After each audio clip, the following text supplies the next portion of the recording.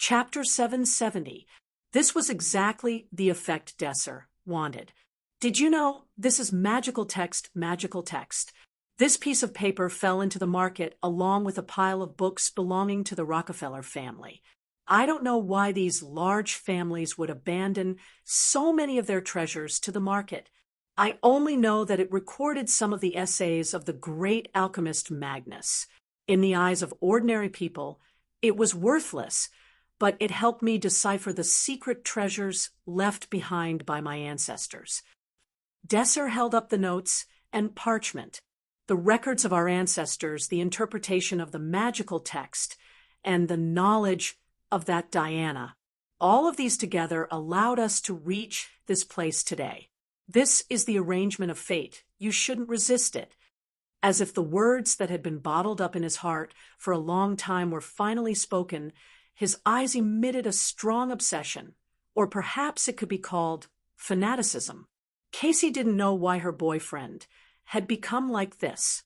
After all, last month they were still discussing about getting married once they reached legal age, researching about the mortgage and whatever alien trade was too far away from them. Casey didn't understand the relationship between her boyfriend and the Rockefeller family.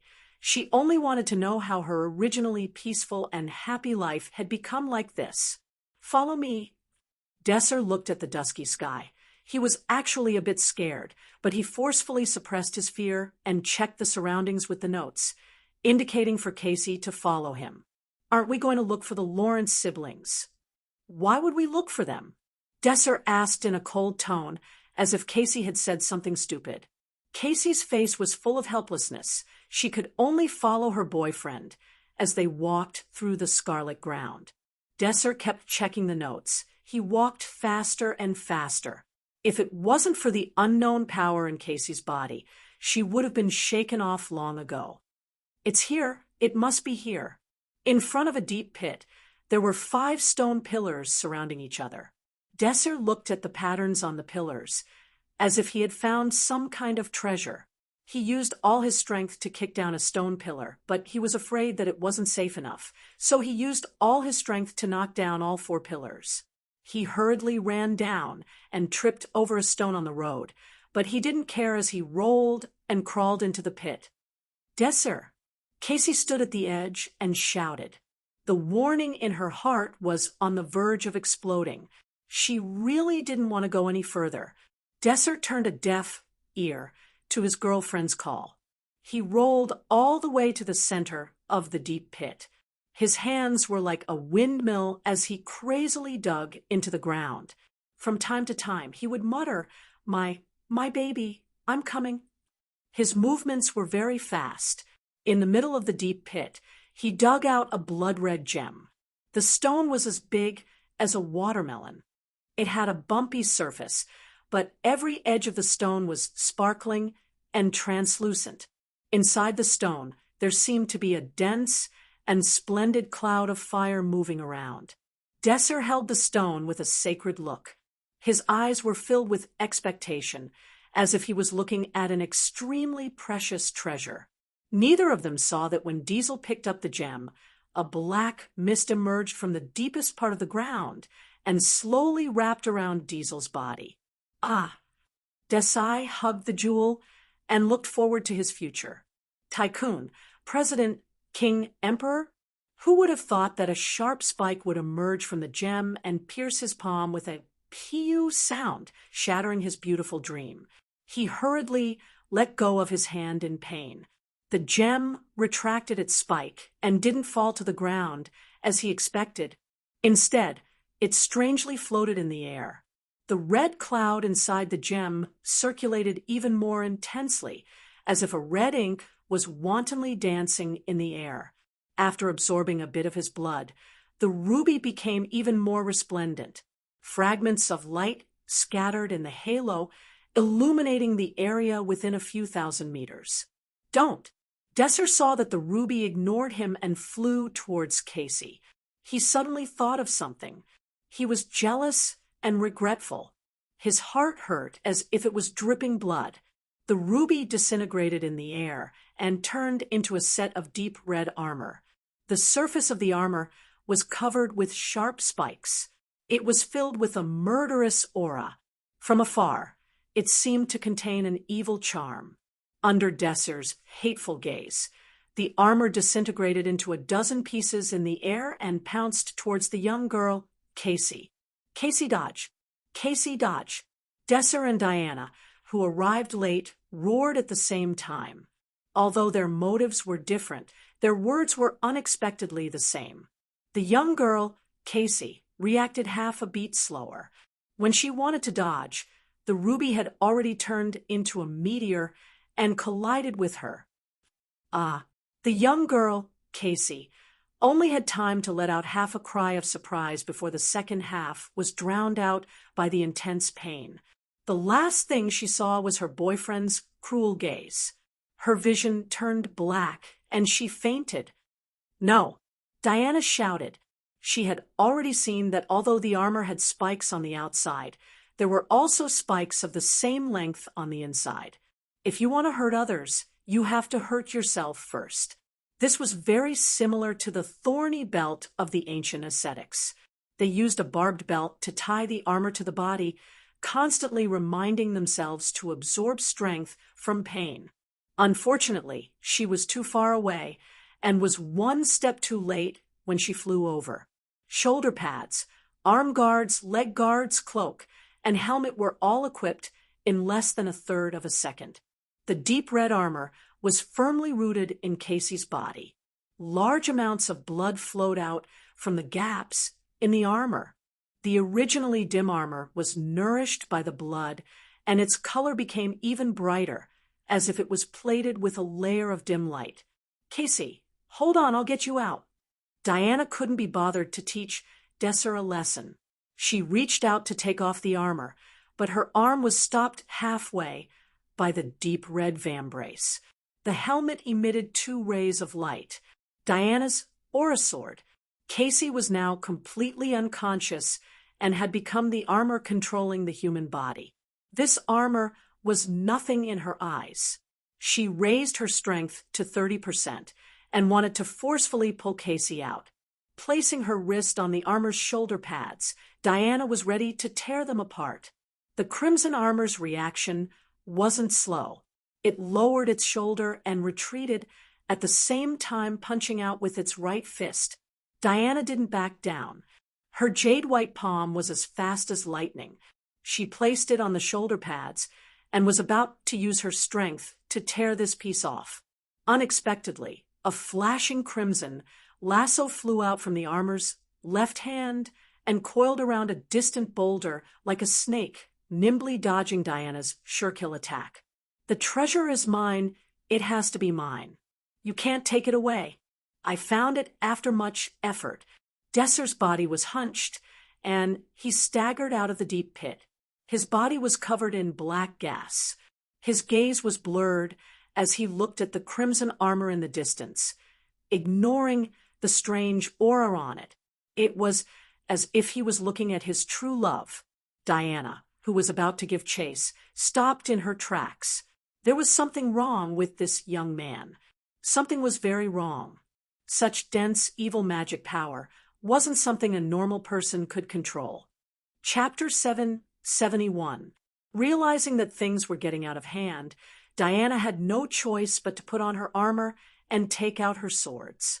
One of them was unconscious, and the other seemed to be possessed by a demon. She no longer needed to hide her identity. Desser growled like a wild beast. Along with the pain on his face was an irresistible power. An ordinary person had crossed the demigod level and reached the true god level in front of Diana's eyes. Or it could be said that he had the power of a true god. Diana looked at the shadow behind him. It had horns, white hair, 2 pairs of evil eyes, and dark red skin that seemed to be able to overturn the universe. Even though she had never seen it before, both Thea and Raven had told her about it. It was the 3 Palace Demon. It's just a projection. Diana was relieved after identifying it. Thea had told Diana many things about powerful beings in order to strengthen her belief. According to Thea's estimation, The three-palace demon was stronger than Darkseid. It was hard to tell how much stronger they were, but they were definitely stronger than Zeus. Thea had been weak back then, and she had not seen much of the world. Now, she could be considered a master. Looking back at the sealed three-palace demon, she instantly understood that it was not the real thing. It was at most a clone.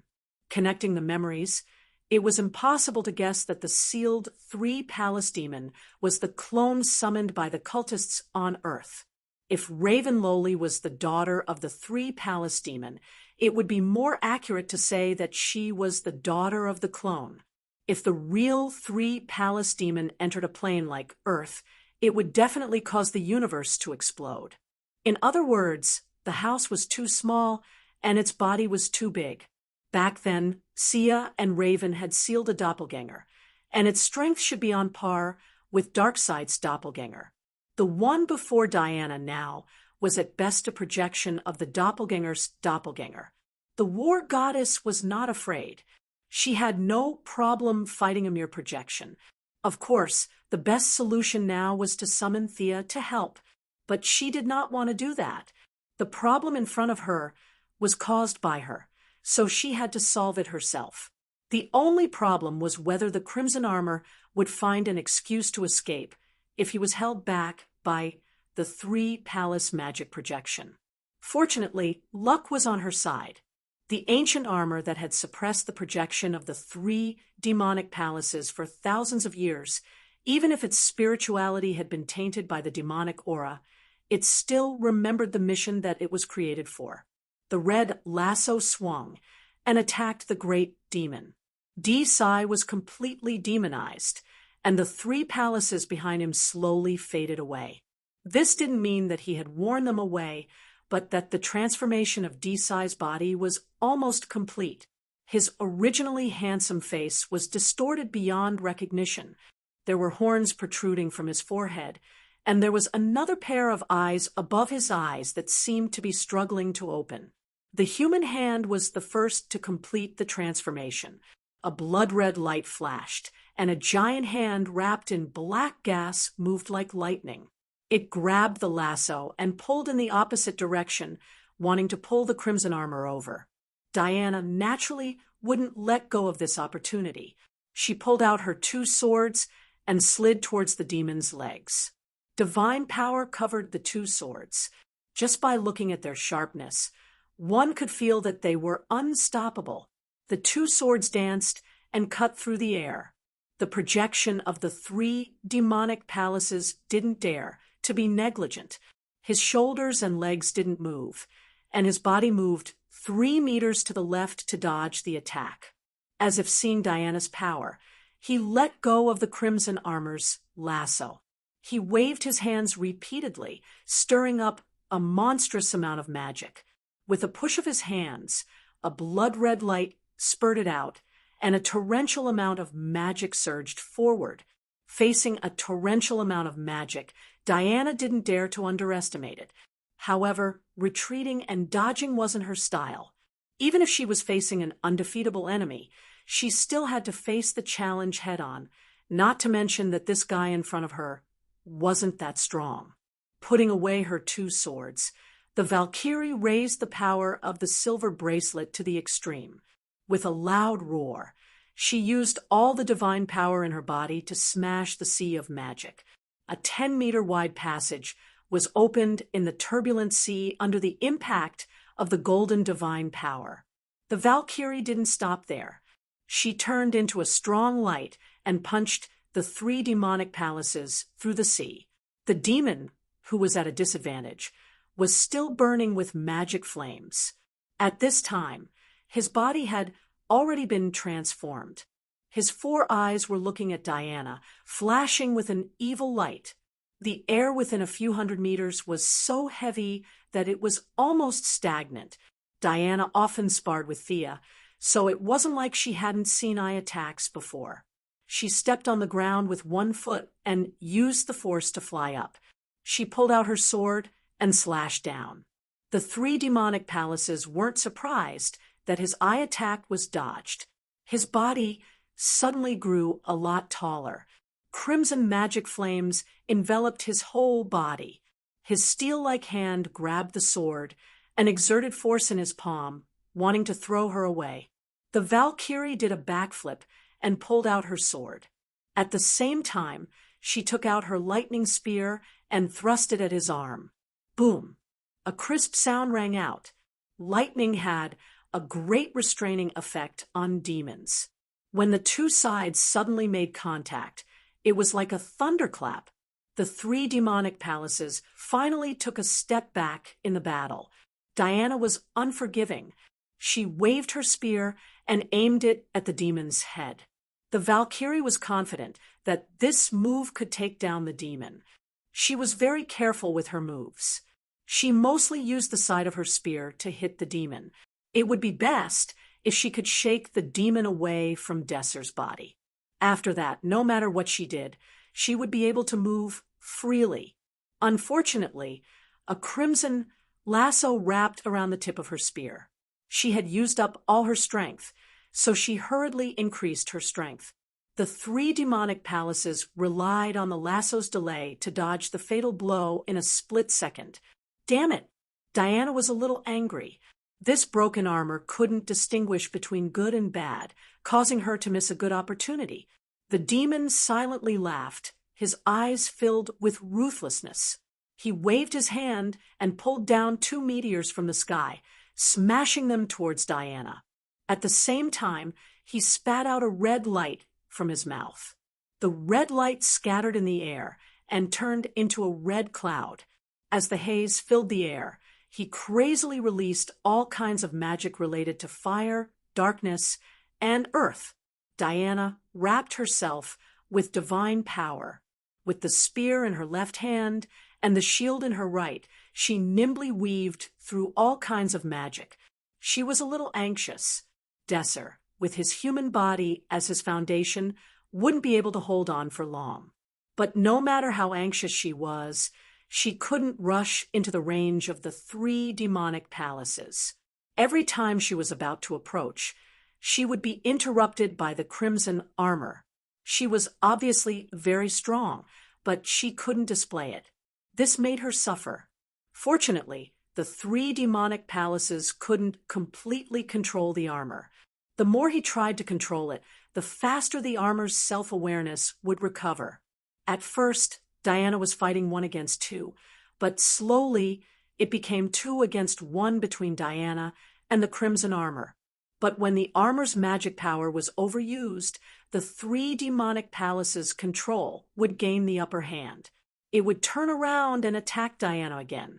This cycle was endless. Chapter 772.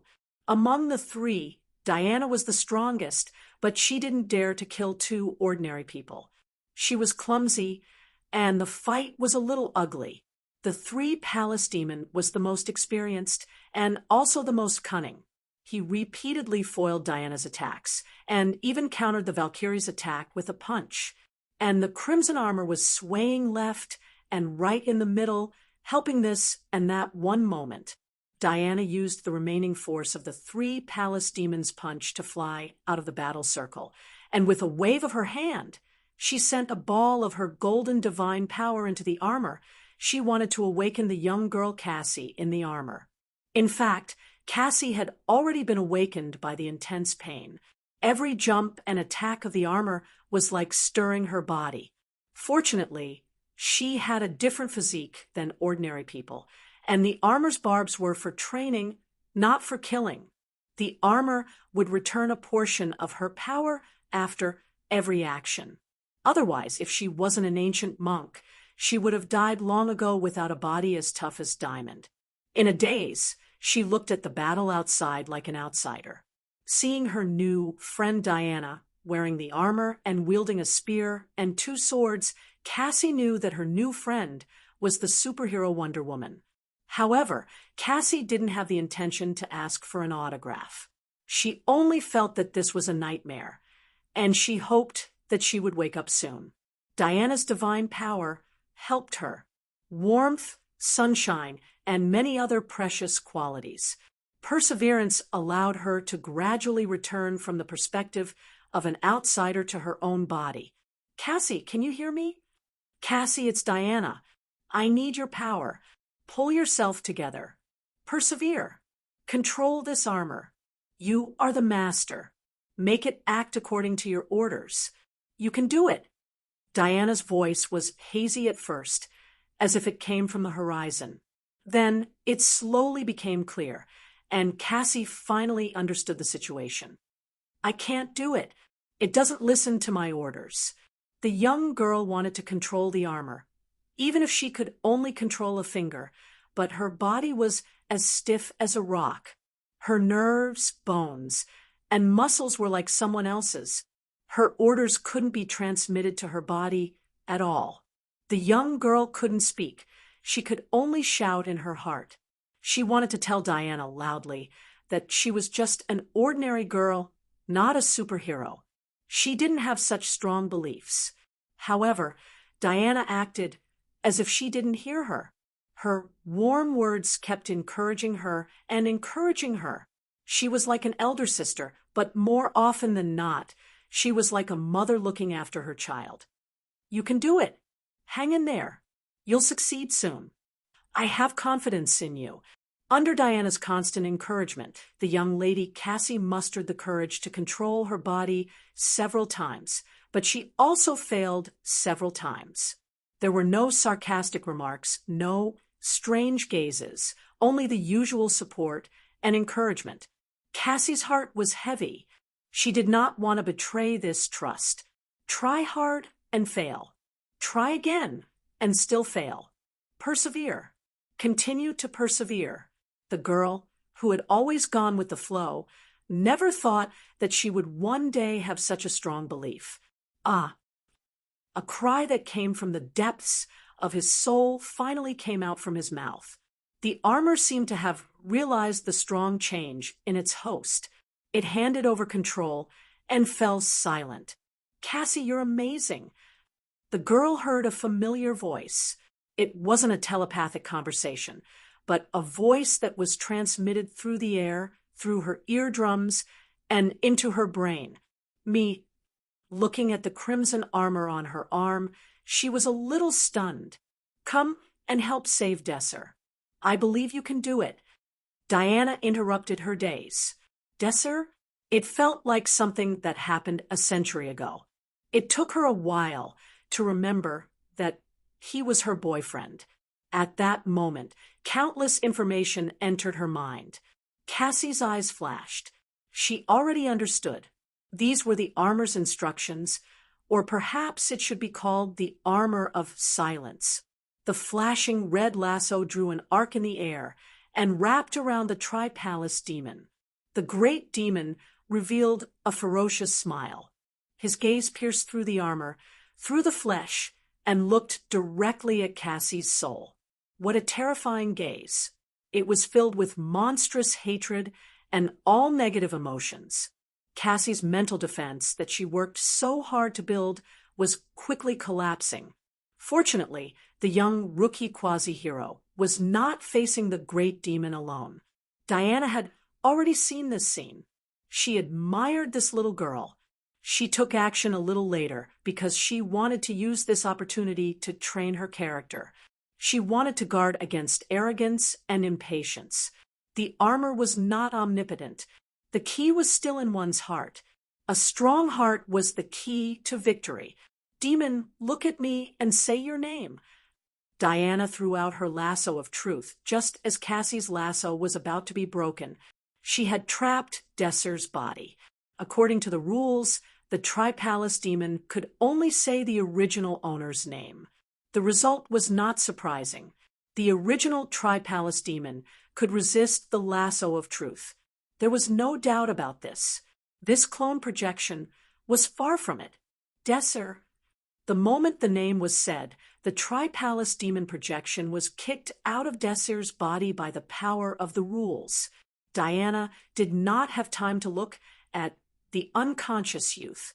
She took out the thunder spear and threw it at the projection that had just left the body and had yet to fully condense into a form. Boom! With a loud explosion, The Tri-Palace demon projection was blown into pieces and disappeared from the world. Diana only heaved a sigh of relief when she could no longer see the shadow. Desser. The young girl Cassie could only call out her boyfriend's name from a distance. She was afraid that the spikes on her body would hurt her boyfriend. His body is just too weak. He will be fine after some rest. Diana checked and said with certainty, "The air here is very bad. I placed the Lawrence siblings not far away. Let's leave this place first." Diana carried Desser and found the other two people who had been unconscious until now. She opened the sonic tunnel and returned to the place where they had left. They avoided the sight of the tourists and found their own car. Diana used a gem sealed with a powerful healing spell on the three of them. Desser was the first to wake up. He looked straight at Cassie, who was wrapped in armor. Even if he did not see her face, he knew that she was his girlfriend. However, he did not say a word. He looked at her coldly and drove away alone, looking at her boyfriend, who drove away alone until he disappeared from her sight. The young girl Cassie's emotions finally emerged from the bottom of her heart. She was very sad. She understood the look in her boyfriend's eyes when he left. It was full of resentment. He hated why the armor did not choose him. He hated how she could get something for nothing. He hated her to this extent. The original emotional connection had long disappeared. Cassie did not think that she could go back to live a normal life with her armor. Since her boyfriend wanted to leave, she would let him go. Chapter 773. They're about to wake up. Do you want to talk to them? Diana pointed at her other companion and asked, "No, they're all Desser's friends. It's better if they don't see me like this." The girl's voice came from within the armor, a little distorted. "Then come with me first. Let's see if I can solve your current problem." She could barely use invisibility, but Diana's teleportation was sloppy and ordinary. Instead of teleporting, she preferred to fly by herself. She didn't dare to teleport with others. The two of them ran towards the dense forest on the other side, looking at the trees rapidly receding in front of her eyes, and the air being compressed by her high speed, creating wind resistance. Cassie, who was running to her heart's content, felt a burst of joy, but when she thought of her future fate, she felt an inexplicable sadness. Now, I'm also considered a superpower user, right? Everyone wants superpowers. Even a girl who likes to fantasize is no exception. But the price to pay for superpowers is a little too high, Cassie thought self-deprecatingly. "Can I fly?" Looking at Diana flying close to the ground, the girl Cassie tried her best to forget her worries and diverted her attention to ask. Diana didn't know the answer to this question, but she explained some of the key points of flying, like Thea, who used magic to fly, and Superman, who used physical strength to fly. The girl's perception wasn't low, as she ran while thinking about the few situations that Diana explained. At first, she could only jump, but as she slowly understood the flow of air, her body seemed to become lighter and lighter, and in the end, she actually staggered and floated.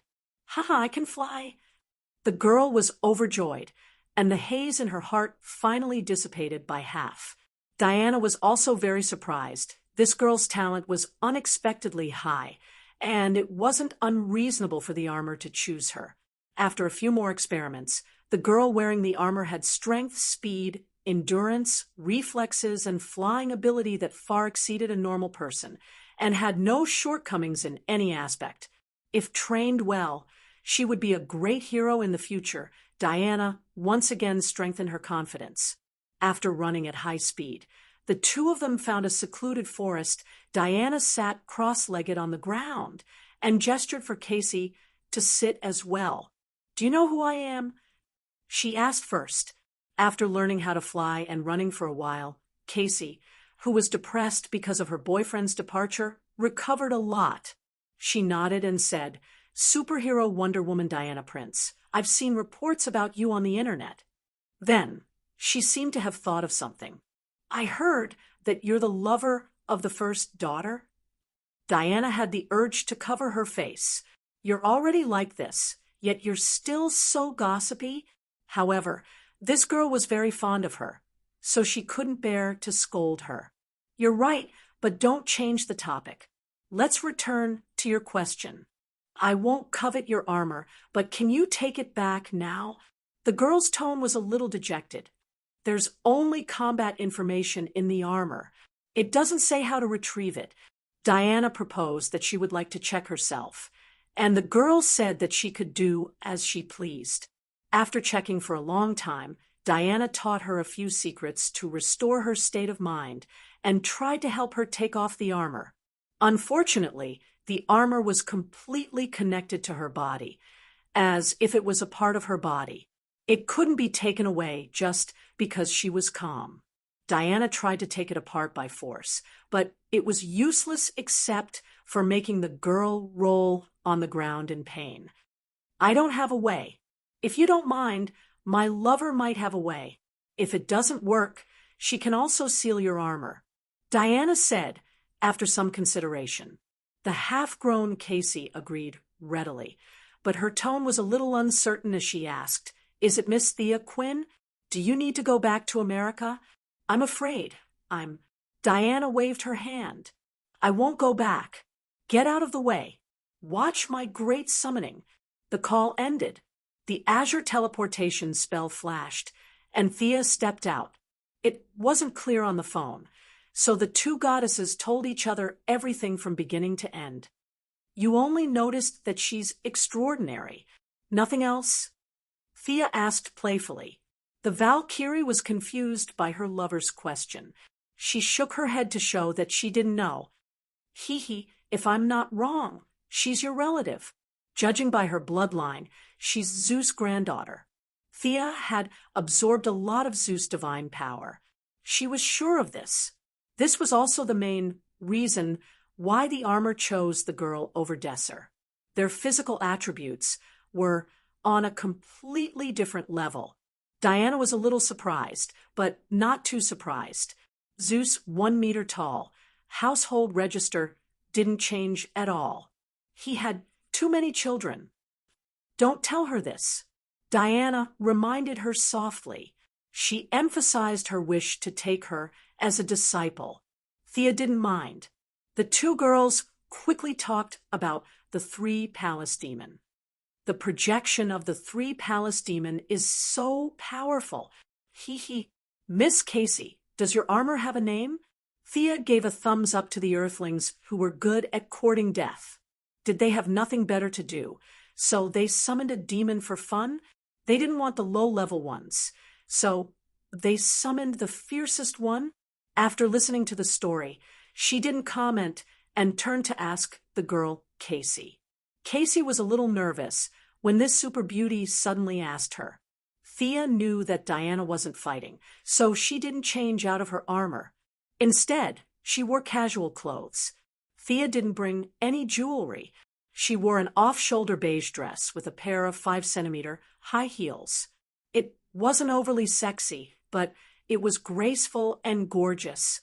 She didn't feel out of place walking in this barren forest in such a beautiful outfit. Miss Casey, who didn't have high standards for clothing, didn't know that it was the influence of wealth and divine power. She only felt that the first daughter exuded a noble aura. It says it's called the silent armor.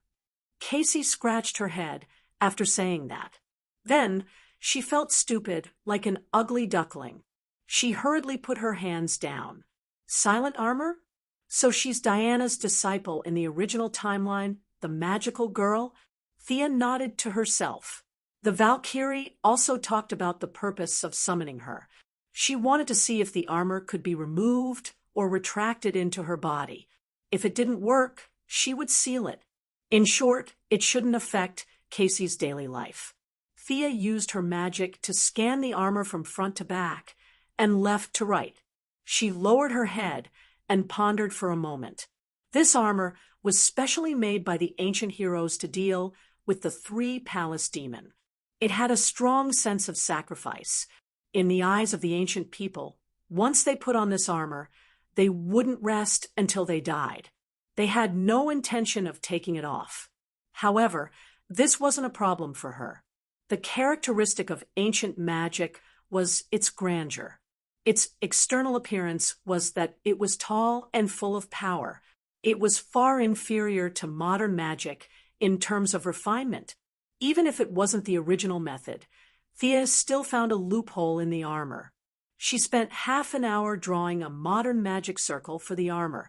Casey followed her instructions and successfully retracted the armor, or at least a part of it. Chapter 774.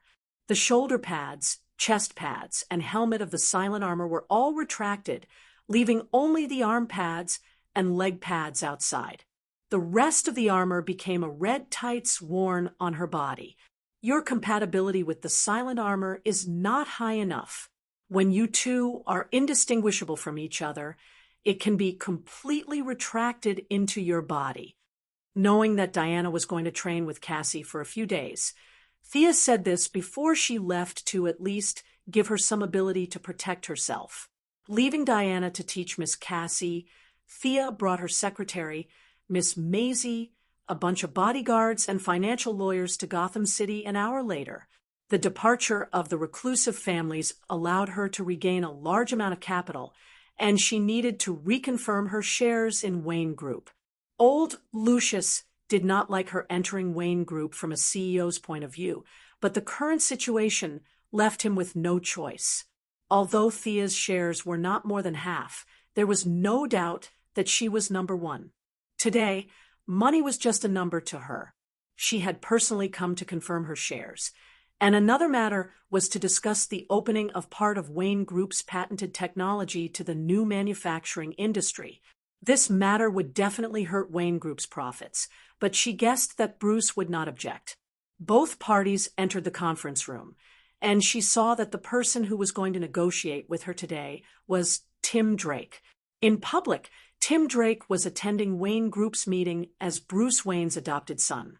Taking off his red combat suit, eye patch, and suit and tie, Tim really had the temperament of a rich young master today. He was handsome, cultured, and had a calm demeanor when he spoke. His rich knowledge and wisdom made him look like a young and creative leader. Everyone knew Thea's identity, but the members of the Bat family had two sets of identities. Even if they had just fought monsters on the moon, they had to pretend not to know her. After a few simple greetings, they finally got to the point. As for Thea's proposal to open up part of the patents to ordinary people to carry out manufacturing, Tim fully agreed. Although Wayne Group's economy would suffer, he believed that Batman would agree. Old Lucius did not express much of his opinion. You have too much money and want to spend it. What does it have to do with me? I'm just an employee. Thank you for the support of Wayne Corporation and Mr. Drake. I will. Thea shook hands with Tim. Even though Tim was known for his calmness, he was still very nervous when this super beauty shook hands with him. Before Thea could finish her words, she suddenly felt an indescribable palpitation. This omen came without reason, like an irresistible hurricane blowing through her heart. On the ground, in the forests, there were countless cries, but the intelligent creatures did not feel anything. Everyone was living and working as usual. What was that? Thea was shocked and glanced at Tim beside her. Old Fox and the secretary didn't notice anything. They were puzzled as to why she looked as if she had seen a ghost. Something must have happened. She was very sure that the signal just now was transmitted to her by the will of the universe. However, compared to the consciousness of Earth 2, which was like a child, the will of this universe was like a titan. She did not understand much. Sia's first reaction was that someone had changed the timeline. Was it the Flashpoint incident? She looked carefully and found that her family was not affected at all. The development of Earth was still the same as it was a tenth of a second ago, stable and peaceful.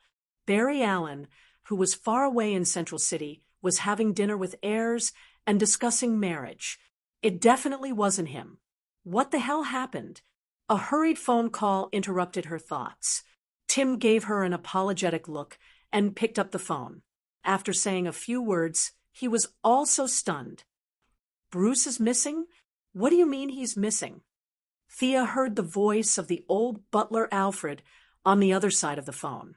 She couldn't suppress the doubts in her heart. The old butler had always been as calm as Mount Tai. Something big must have happened, or he wouldn't have made this call. I'll go check on Boo. Lou, what happened to Mr. C?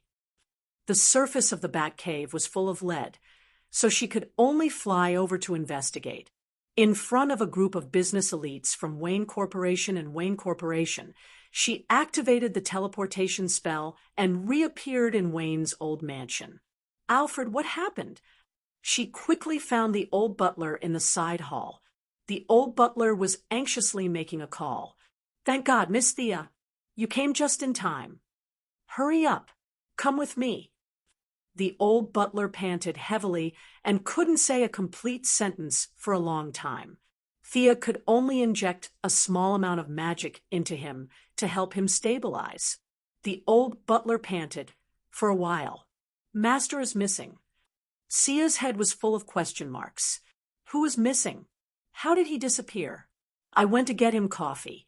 It was only 2 minutes, and he disappeared into thin air. There was no battle, no signs of superpowers. At least I didn't see anything. Come with me. With that, he pulled Thea to the secret door. According to the old butler, Batman was studying something, but in the blink of an eye, a living person disappeared. Oh my God! Was Bruce sitting on this chair before? Thea felt a familiar aura as soon as she entered the Batcave. She quickly walked into the inner room and pointed to a chair. The old butler nodded eagerly. Thea felt that her expression must be very funny. She was completely dumbfounded, although the aura here was disappearing very quickly, and the remnants were almost negligible. She could still determine that there were remnants of the Omega effect here, and even some remnants of her own obliterating eye. Her ray energy had stopped here before, and she was certain that she was not wrong about this. She looked around in a daze. Are you sure it's not April Fool's Day? Are you all not teaming up to make fun of me? Batman was studying the Omega ray and her obliterating eye. Then he lost himself. Master Bat had dug his own grave. The image of a red light and a green light intersecting each other appeared in Sia's mind before they smashed into Batman with a boom. The siren had warned her that someone had sneaked into her sea of souls, but she didn't take it seriously. Now, the culprit seemed to be Batman. Why was this guy so restless? Even she, who could fight with Darkseid, found the Omega effect difficult to understand and chose to seal it. Where did Master Bat get the courage to study it himself? Even she, a god, couldn't decipher it. Did he think that he could figure it out with a wrench and a screwdriver? There should be a limit to his advanced technology. Looking at the empty chair and the old butler's expectant eyes, Thea didn't know if she should say something. Chapter 775. The old butler looked at her earnestly. Thea scratched her head. She had some guesses, but she was not sure if she was right. Batman Bruce Wayne was rich, had a house, his parents were dead, and he was a handsome middle-aged man. Other than having a son who was a burden, he was perfect in all other aspects. The world's consciousness would not alert him. He was just not qualified. A normal Batman could die 1,000 times. He could be killed by a car, choked on food, or smashed to death by a flower pot. It had nothing to do with the world's consciousness. Thea was sure of that, but it was related to the Omega effect and the Eye of Obliteration. His life and death were at the level of the rules. If it was not handled well, it would be a universal disaster. Thea interrupted the old butler. This is very, very complicated. I need to ask someone who knows. I can't explain it in a short time. If Superman, Diana, and the others come, tell them to wait for me. I'll come back as soon as I get the answer. She went to the new planet. The Heavenly Father was no doubt a wise man. Your Majesty, after a simple greeting. She had just started when the Heavenly Father raised his hand to interrupt her. He looked at the guards around them. The question you want to ask is too big and too unbelievable. Let's not talk about it here. The two of them stepped out of the territory of the new gods, walking across the abandoned land. He could still see traces of the battle between the Father and Darkseid a few months ago. Their power was ancient and pure, and time could not erase it. Once their power was unleashed, it would last forever. Thea was not as good as the Heavenly Father. Her Sea of Souls could not last more than 10,000 years. It was only a matter of time before it dried up. I'm glad that you can sense the changes in the multiverse, but I still want to ask you something. Do you really want to know the meaning behind this and the truth behind it? The Heavenly Father asked after walking for a long time. His tone was not very firm. How big could it be? Thea scoffed. You don't know that the cultists on Earth summoned the 3 palace demons, do you? Of course, their original plan was to summon Lucifer directly. It was just that he mistook Feng Jing for Ma Liang. There were also some South American cult groups that summoned giant beasts. Miraculously, they actually succeeded. A group of heroes were knocked to the ground and called for their fathers. In the end, it was God who stepped in to save them. Courage was the unique talent of Earthlings, and Thea felt that she also had this talent. Her eyes were filled with determination as she nodded lightly, indicating that the Heavenly Father could tell his story now. Only Darkseid, and I know about this. You're stronger than the gods, so you're qualified to know. But remember, don't tell the gods, not even Diana. Can you do that? The Heavenly Father asked. I promise I won't say anything, she said sincerely. Goddess Thea, do you know how the multiverse under our jurisdiction was born? Thea thought that she knew, but her actual level was probably not, so there was no need for her to show off. Weren't you and Darkseid the one who established it? Ha ha! The Heavenly Father laughed heartily. It was obvious that he was very comfortable with the flattery. After laughing, he quickly shook his head. There were too many bosses above him, and it was not easy for him to survive. Some flattery was enough to be enjoyed behind closed doors, but it was not to be taken seriously. How is that possible?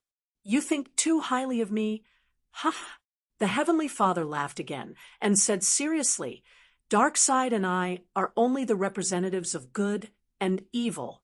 We don't have the ability to create the multiverse. The real creators call themselves the Watchers. Their power is far beyond mine, and they have power that neither Darkseid nor I can fathom. Goddess Thea, as the leader of the new gods, we only use our divine power and divine positions.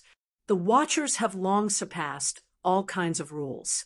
Their level is far beyond the new gods, and they are omnipotent and omniscient. The Heavenly Father's voice was a little heavy. He had worked so hard to get to where he was today, and it was hard to imagine that there were bosses above him. Thea had reservations about the Heavenly Father's words. The Watchers might be omnipotent, but they were definitely not omniscient. In her opinion, this group of Watchers was similar to Marvel's transcendental gods. Their power was boundless, but they were still one step away from being omniscient. This was evident from Darkseid's deliberate plan to confront the anti-Watchers. She lowered her head and thought for a moment. So, you're saying that what happened in the multiverse just now has something to do with them? It has something to do with them, and it has nothing to do with them at the same time. The Heavenly Father looked like he was going to have a long talk. Thea hurriedly pretended to listen carefully. The Watchers created the multiverse to monitor and record everything that happened in it, while the anti-Watchers destroyed the multiverse to maintain the number of universes within a certain range. From what I understand, this is a way to balance the universe. They are both forces of order. Thea nodded to show that she understood.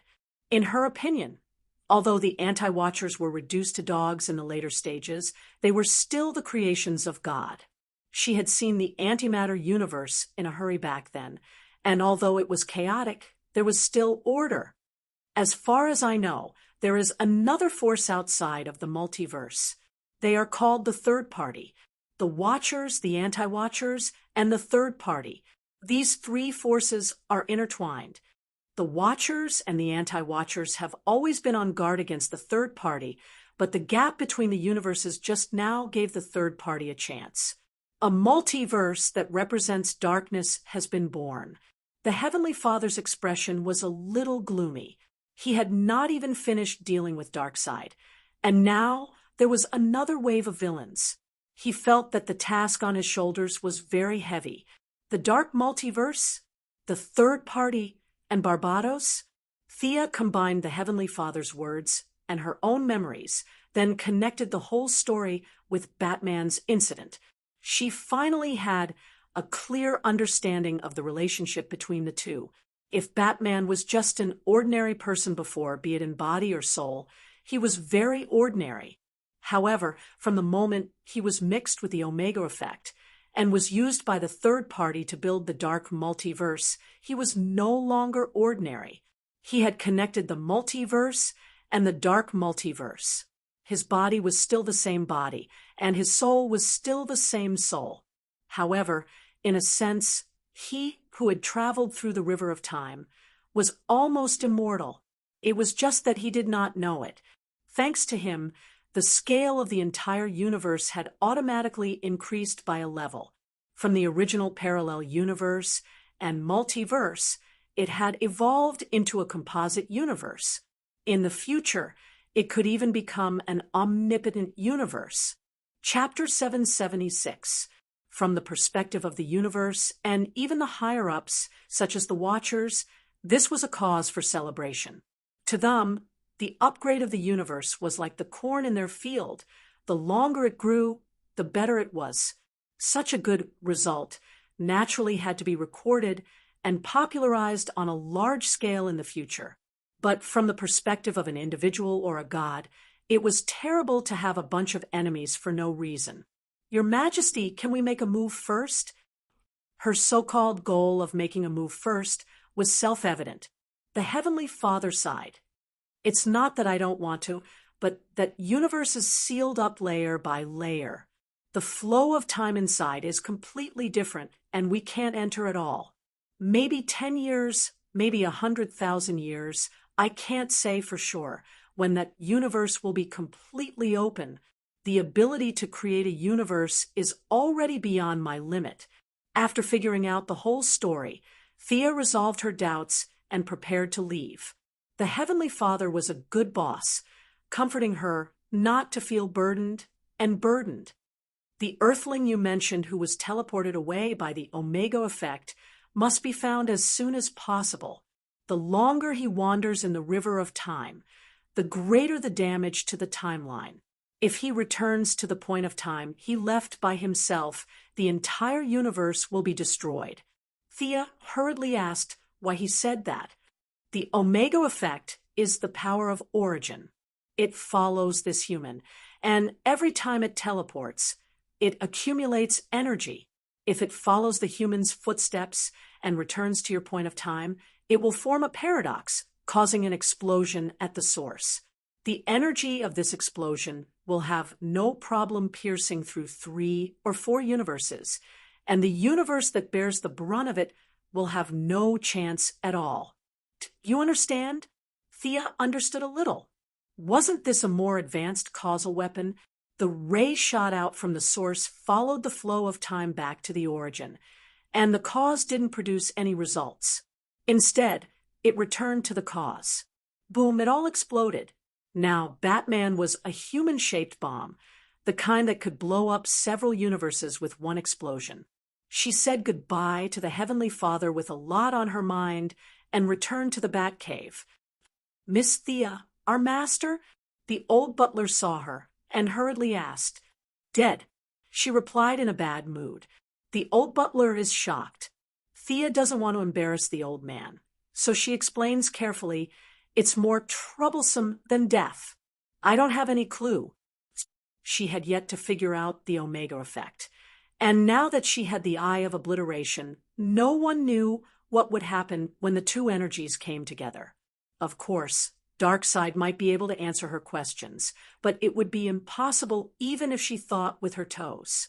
The Omega effect would cause Batman to jump around in the river of time. One day, he would be in a primitive society, and the next day, he would wake up on the battlefield of World War II. The effect of the Eye of Obliteration was to erase a person's existence, making everyone forget that person. However, in the long river of time, Batman was the only one who had forgotten himself. He was definitely suffering from amnesia. Thea sighed. She could only analyze on a superficial level whether the convergence of the two types of energy would produce other effects. She really couldn't estimate the deeper effects. Traveling through time irregularly would lead to amnesia every time you traveled through time, and then amnesia again. Ordinary people would definitely die after traveling through time twice, but Thea believes that with Batman's tenacity, he would find his way home. Her mission was to stop him or even kill him in the flow of time. If there was a glimmer of hope, she wouldn't do this. After all, they were old friends. However, she didn't have a choice. Between the universe and Batman, it wasn't difficult to choose. Bruce won't appear again. You should be mentally prepared.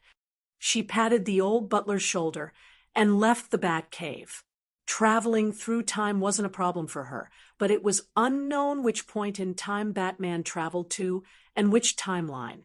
It was completely inadvisable to blindly search for him. Thea didn't inform anyone. The people of the Righteous Alliance couldn't help with this matter. Diana was still teaching her disciple.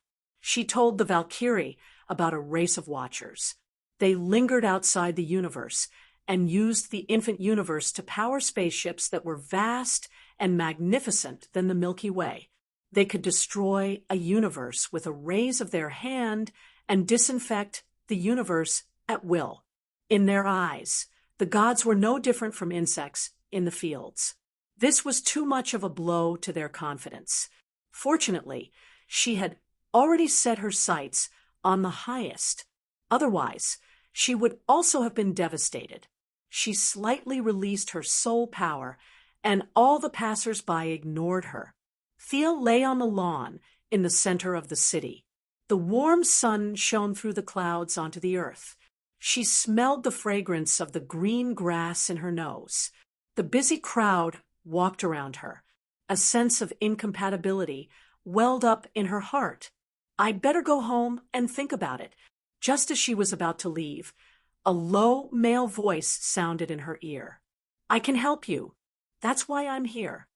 A tall man with golden hair and goggles in yellow and blue tights was standing not far away from her. "Golden Vanguard. This guy is looking for me?" Thea was a little confused. It wasn't that she looked down on him. With her soul power, she didn't want to be seen by others. Not many people could see her.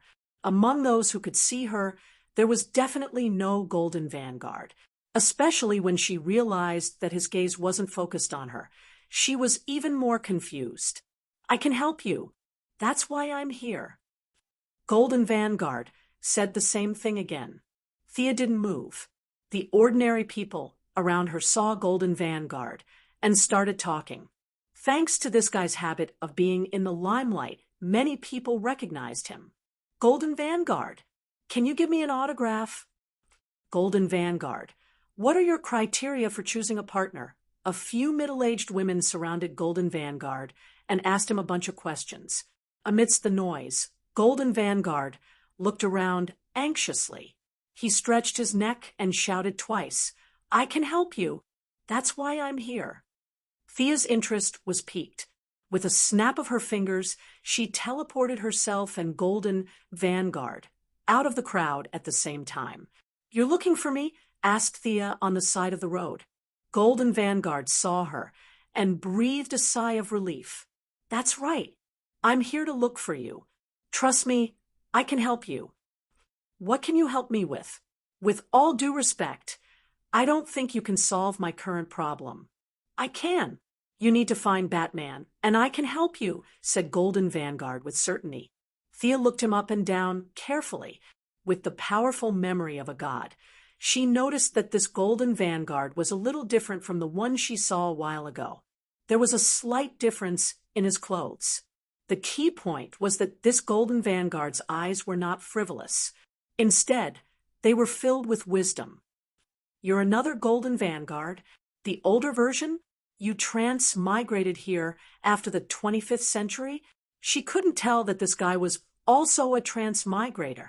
Chapter 777. That's right. Your foresight is as good as ever. Please come with me immediately. I can't stay in the same timeline as my past, the elderly Golden Vanguard said urgently. Thea analyzed a lot of things in an instant. This guy knew her in the future and seemed to have a good relationship with her. She thought for a moment. I can't enter the timeline easily. If I enter the timeline with the divine position, the whole universe will be in chaos. I can only use my clone to enter with you. Please hurry up. I can't hold on for more than a few seconds. Thea didn't waste any more time. In the dense ripples, a clone walked out of her body. She didn't carry the divine power of the new god. Instead, she gave half of her magic power to the clone. The Golden Vanguard took out a sphere with a diameter of 2 meters from his belt and hurriedly went in. In less than a second, his body was already showing signs of blurring. Thea's clone hurriedly went in as well. The Golden Vanguard activated the controller. The sphere exploded with unparalleled energy and directly pierced through time and disappeared from the side of the road.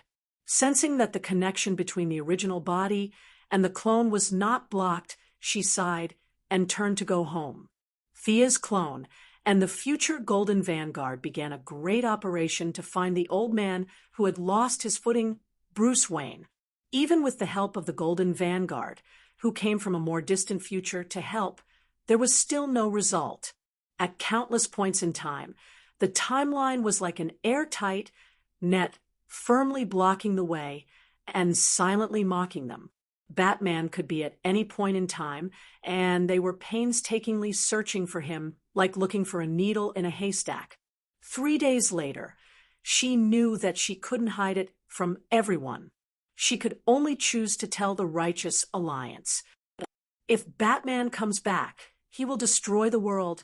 Green Lantern asked in disbelief. Thea rubbed her head. The clone entering the river of time still had an impact on the original body. Her spirit power had not recovered by half, and now it was flowing all the way. That's what the Heavenly Father said. I believe him. Everyone fell silent. The same question was in front of everyone. Should they sacrifice their friends or the world?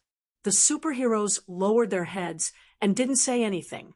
Although Batman had a lot of bad habits, they still felt uncomfortable when he suddenly disappeared. Since the few of them couldn't help much, Barry suggested that he might be able to lend a hand. Thea hurriedly pulled him back. You should stay at home and think about marriage. Don't make trouble for me. Time flew by quickly, and 30 days and nights had passed. The deep-seated effects caused by Batman's disappearance had yet to be seen, and the short-term problems had finally surfaced. The Gotham criminals who were shrouded in fear of Batman had begun to show their faces. Whether it was Penguin Man, Scarecrow, or Two-Face, these were Batman's old rivals. They had a keen sense of smell. Even if no one told them, they could sense something. Batman was gone. Dead. The skies of Gotham had changed. At first, they only sent their subordinates to test the waters, but when they discovered that only a few deputies were attacking the criminals, and the terrifying black figure never appeared, the criminals began to party all night long. The new bureau chief was in a terrible fix. Thea sent a letter to the Gotham police station through the city government. It said that Sergeant Bruce Wayne was sick. Now that the new bureau chief had just been appointed, he had to take over such a mess. Needless to say, it was very depressing. The Justice League offered assistance, but unfortunately, it was rejected by Nightwing Dick Grayson, who rushed back to Gotham to take charge of the situation. Wayne's old house was still brightly lit, but the one sitting at the head of the table was now a young man. "Young Master Drake, have something to eat." The old butler brought a plate of food for the third-generation Robin. Unfortunately, his mind wasn't on it at all. He only waved at the old butler. At this moment, he was flipping through the Wayne family history with bloodshot eyes, and occasionally made some notes. After 10 minutes, he rubbed his eyes. Miss Thea was right. Bruce did change some of the history. This Wayne family history book is not quite the same as what I remember. There are many bat marks left behind to guide us to find him. Batman is still alive. He's still waiting for us to save him, Tim Drake said softly, as if he was encouraging himself. The old butler sighed. Watching Bruce Wayne walk step by step until today, his sorrow was far greater than any of the other Robins. However, he wasn't as impatient as the young man. From Superman, Barbara, Diana, and the others who were close to Thea, he pieced together the truth. Once Bruce returned, the whole universe would explode. He didn't know how correct this view was, but he knew Bruce Wayne. He was a noble person. If he knew that he could cause such an outcome, even if it was only a 10% chance, he wouldn't have returned. In other words, Batman was actually dead. After a month of suffering, many people had already accepted reality, such as the criminals in Gotham and the few members of the Bat team. Barbara handed the title of Batgirl to the big, lowly Cassandra. She once again became an oracle, pulling the Huntress and Tommy, who had rushed over from Star City. Laurel reformed the Raptor team. She was using her own method to protect Gotham and fulfill Bruce's last wish. Dick Grayson, who had returned once again, rejected the support of the Justice League. He used his Nightwing codename to shoulder the heavy burden, gathered the remaining members of the team, and went out early and returned late every day to fight the criminals. The only one who hadn't given up was Tim Drake. He still stubbornly believed that he could save Batman. The old butler couldn't bear to tell the truth, and could only silently accompany him. Not long after, it was late into the night. The secret door of the old house opened, and Nightwing, Dick, and Damian, who had changed into casual clothes, walked out. "Jason is too much. He's smearing Bruce's name. I must catch him next time." With his father's death, the brat Damian suddenly returned to his taciturn and unapproachable state. He coldly greeted the few of them and returned to his room to sleep alone. "Tim, I need you to help me. Damian's methods are becoming more and more violent. I don't want him to become another Jason Todd." Nightwing stood beside Tim, trying to make his tone less serious as he spoke. "Have you all given up? Are you just going to ignore Bruce?" Tim asked with a hoarse voice. Nightwing deliberated over his words. "You don't understand the consequences. We have to make a choice." "I know what your choice is. I'll think of a way." After saying that, Tim Drake closed his book and left the room. Nightwing poured himself a glass of wine and downed it in one gulp. He felt very tired. He was the first-generation Robin. Jason Todd was the second-generation Robin who killed indiscriminately, and the third-generation Robin who had just slammed the door and left. Batman's vision was really unique. Every generation of Robin had a frighteningly strong personality. Each person had a different idea. No one could convince the other. Chapter 778. Tim Drake walked out of Wayne's old house dressed like a nobleman. It was drizzling outside, and the rain washed over the city. Faint gunshots could be heard in the distance. In fact, as the third Robin, he was not as dispirited and uneasy as Nightwing thought. He was not a substitute for anyone, and he did not need anyone to command him. He had his own way of doing things. Nightwing lacks courage, and he doesn't dare to take that step. But I can.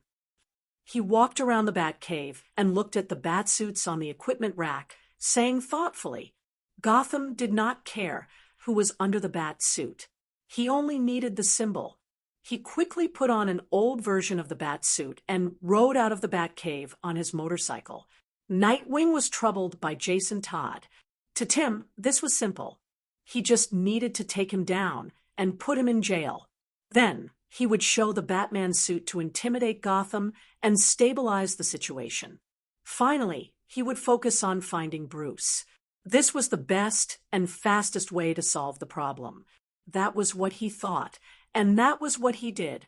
The motorcycle moved silently through the streets and alleys, drawing arcs in the night. He planned to solve the internal problems first before working together to deal with the external problems. The first problem was to find Jason Todd, the second Robin before him. Unlike Nightwing, Tim had never seen Jason before. When he joined the Bat Squad, Jason had already revived and left Gotham. To him, the name was more like a symbol. Is it here? Tim fiddled with his watch and quickly found the information he needed. Unlike the previous two Robins, he paid more attention to the capabilities of technological products. Many alien technologies that had entered Earth had been studied by him. He did not have the cautious attitude of Bruce. In his view, whether it was alien technology or Earth technology, they were all just tools. The motorcycle stopped lightly, and what came into view was an abandoned factory. Thea's large-scale imitation of alien products had created countless jobs, but it had also destroyed more than half of the traditional manufacturing industry. Many people had changed their businesses in time to avoid bankruptcy, but there were also those who were stubborn. In just a month, they had been swept into the dustbin of history. The factory in front of him was one of them. Tim didn't care about what was produced here before. He only knew that Jason Todd, who he was looking for, was hiding under the factory. After he cautiously entered the factory, the soil not far away from him moved, and a huge dark red plant quietly drilled out of the soil. The layers of flower buds opened, and two beautiful women looked in the direction he left. One of them had red hair and wore dark green tights. The other woman was wearing a short-sleeved, narrow skirt and high heels. She was wearing glasses and looked like a beauty in the workplace. Poison Ivy and his secretary, Miss Maisie, were observing from the shadows. Thea felt that the Bat team would be at a loss if they lost their support. Considering that Tommy and Laurel would also join the fray, she sent Poison Ivy, a local from Gotham, to help them in secret, hanging out with Sia every day.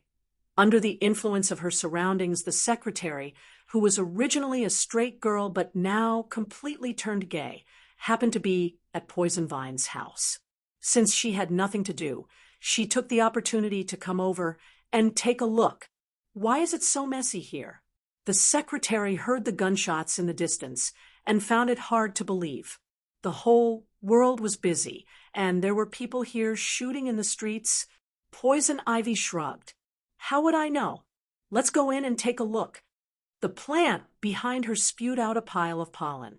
The secretary knew that the pollen was used to confuse people's vision, so she walked in leisurely. Tim Drake didn't know that someone was following him and left a lot of traces. The secretary, who had undergone countless training, casually followed him. The underground space was huge, and there were faint sounds of conversation. It's unbelievable. You actually built your own Batcave, Jason Todd. You shouldn't have usurped that cloak. What followed was a series of violent banging sounds. The sound was so loud that intermittent echoes could be heard from the thick and heavy ground. You shouldn't have come here. This isn't your masquerade party. A low voice said, I'm not playing a game, Jason. I'm here to arrest you. I won't allow you to smear Bruce's name." The two were soon fighting with punches and kicks. TSK, TSK. "Look, these men are actually fighting for some false reputation," Poison Ivy said casually. The secretary wasn't so hostile to men. She took out the green light ring and used it to reflect the scene of their fight. Her combat ability could fight with Madame Shiva for dozens of rounds. The secretary's vision was much better than Poison Ivy's. As if she was watching a competition, she began to explain with interest. "This Tim is very powerful. His strength and intelligence have achieved a perfect combination. His strong skills and agile thinking are indeed worthy of being the young talent that Batman values." Poison Ivy was very self-aware. If she didn't mutate, she would only be a university student who stayed in the laboratory. She couldn't be compared to Miss Maisie, who was a trump card that could take on dozens of fully armed soldiers. "You think highly of him?" "No, he lost because Jason didn't show any mercy. One side went all out while the other held back.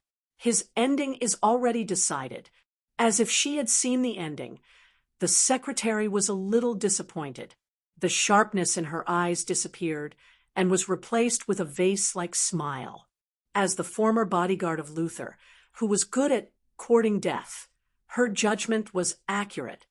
Although Tim came with an urgent desire to solve everything, he didn't kill his predecessor. On the contrary, the other side didn't have any scruples and didn't show any mercy. Realizing that he had made a mistake, Tim wanted to salvage the situation. Unfortunately, they were both Bruce's apprentices. Although their fighting styles were different, they were familiar with each other's moves. At least, Jason was familiar with Tim's moves. On the other hand, Jason came back from the dead and wandered around the world for many years. He absorbed the essence of fighting from many sections. In countless battles to the death, his martial arts could be said to have improved a lot. His clever mind didn't delay Tim's fate of defeat. He had neither the belief of victory nor the moves to win. The result was self-evident. Your eyes are full of fear and confusion. You're the one who tarnished these clothes, Jason said as he clenched a bat dart and stabbed it into Tim's chest. What a ridiculous outfit. Taking off Tim's bat mask, he looked at the young face that was coughing up blood. He turned and left the battlefield. Tim only felt that his body was getting colder and colder. There were many fractures all over his body. The large amount of blood loss made his consciousness fade. He knew that he had completely failed. Chapter 779. Feeling extremely vexed, Tim Drake lay weakly on the ground, feeling blood continuously flowing out from his chest. He had failed Bruce's trust. He was not worthy of wearing those clothes after all. His eyelids grew heavier and heavier. Filled with unwillingness, he finally closed his eyes slowly. Has he fainted? The two beauties who were watching from afar discussed in a low voice. Let's wait for another 30 seconds. The secretary, who was experienced in killing, calmly pulled Poison Ivy back. The two of them dawdled for a while until Tim was completely unconscious. Only then did they walk out. The bromance between these brothers is really something. The beating was too brutal, Poison Ivy said as she took out a syringe filled with plant vitality and injected it into Tim's body. The secretary, who understood the structure of the human body, also used the green lamp's energy to repair his damaged body. Let's go and save his life. Let his companions worry about the rest. Let's catch up to that ruthless guy. If Gotham had a dark Batman, it would be quite interesting. Poison Ivy and the secretary put on their light rings at the same time, turned on their invisibility function, and flew up to track Jason Todd. Half an hour later, Nightwing, who had sensed that Tim was missing and realized that something had happened, followed the trail of the motorcycle and came over. Seeing that Tim had been beaten to the point where he was barely breathing after a long time, Nightwing was shocked and hurriedly carried him back for treatment. Nowadays, the medical cabins on the market had been upgraded to a very high level, and the one in the Bat Cave was not for sale. The robotic arm began to perform the surgery and transfused large amounts of blood. It was busy for 2 hours before the patient was saved. As for his successor, Dick understood Jason well. He knew Jason's intentions, and presumably Jason also understood his thoughts. There was only one Batman. It was either this or that. There was no other way. If he did not accept the challenge, Jason would continue to kill. He had to stand up and fight Jason to the death. After leaving the Batcave, he contacted Barbara and found out about a few places in the city where the gangs were fighting. After some analysis, he headed northwest. At the same time, the two women who had been following Jason Todd in the sky were also talking. It's hard to imagine that this guy was actually taught by Batman. He watched as Jason Todd went on a killing spree. With 2 guns in his hands, he leaped onto roofs and vaulted over walls. He killed 1 person with a single shot, turning the gangsters into a river of blood. Poison Ivy was in disbelief. The legend of Batman had been a hot topic among the citizens of Gotham for a long time. As an ex-citizen of Gotham, Poison Ivy had talked about it with her friends over tea before she mutated. The principle of not killing was Batman's biggest insistence. However, his disciples had not followed his teachings. Your marksmanship isn't bad. I can tell that you've trained hard. The secretary didn't care about how many gangsters had died. She just wanted to analyze Jason's marksmanship from a professional point of view. The 2 of them had nothing to do, so they watched the performances and chatted for a while. Without Luther's harassment, the secretary seemed to have opened a door for herself. In addition, Poison Ivy was also a quick-witted woman. As the 2 of them chatted, the topic of what kind of props they should use at night went astray. That guy is here. The secretary's mental fortitude was much higher than Poison Ivy's. Even though her face was red from chatting, she still maintained her vigilance. She was the first to notice Nightwing Dick approaching from afar. Jason didn't have as good eyesight as the 2 ladies in the sky. Thankfully, Dick was here to end everything and had no intention of launching a sneak attack. He could hear the sound of the motorcycle from half a mile away. Humph! An unknown sound came from his nose. Jason went all out and finally killed all 19 gangsters. He put away his gun and stood there looking coldly at Dick Grayson, who was getting off his motorcycle. Why did you have to be so ruthless to Tim? That's a strange question.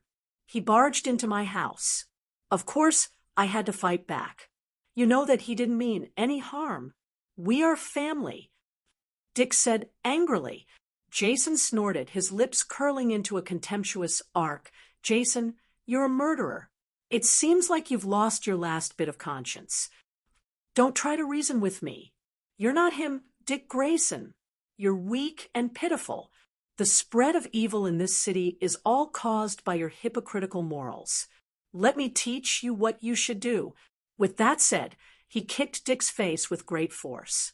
Dick was 2 years older, and his body was at its peak. He had rich combat experience, so he raised his arm to block the kick.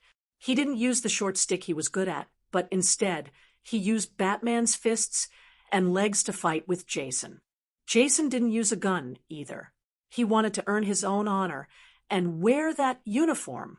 If there was a chance, he wanted to tell that person that he could do better.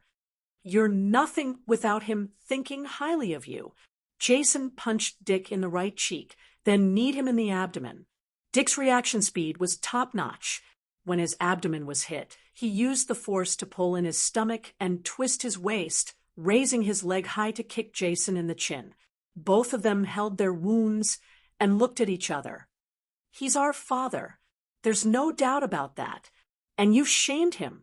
Dick faked a move to fool Jason, then tripped him and finally hit him in the face with his strong forehead.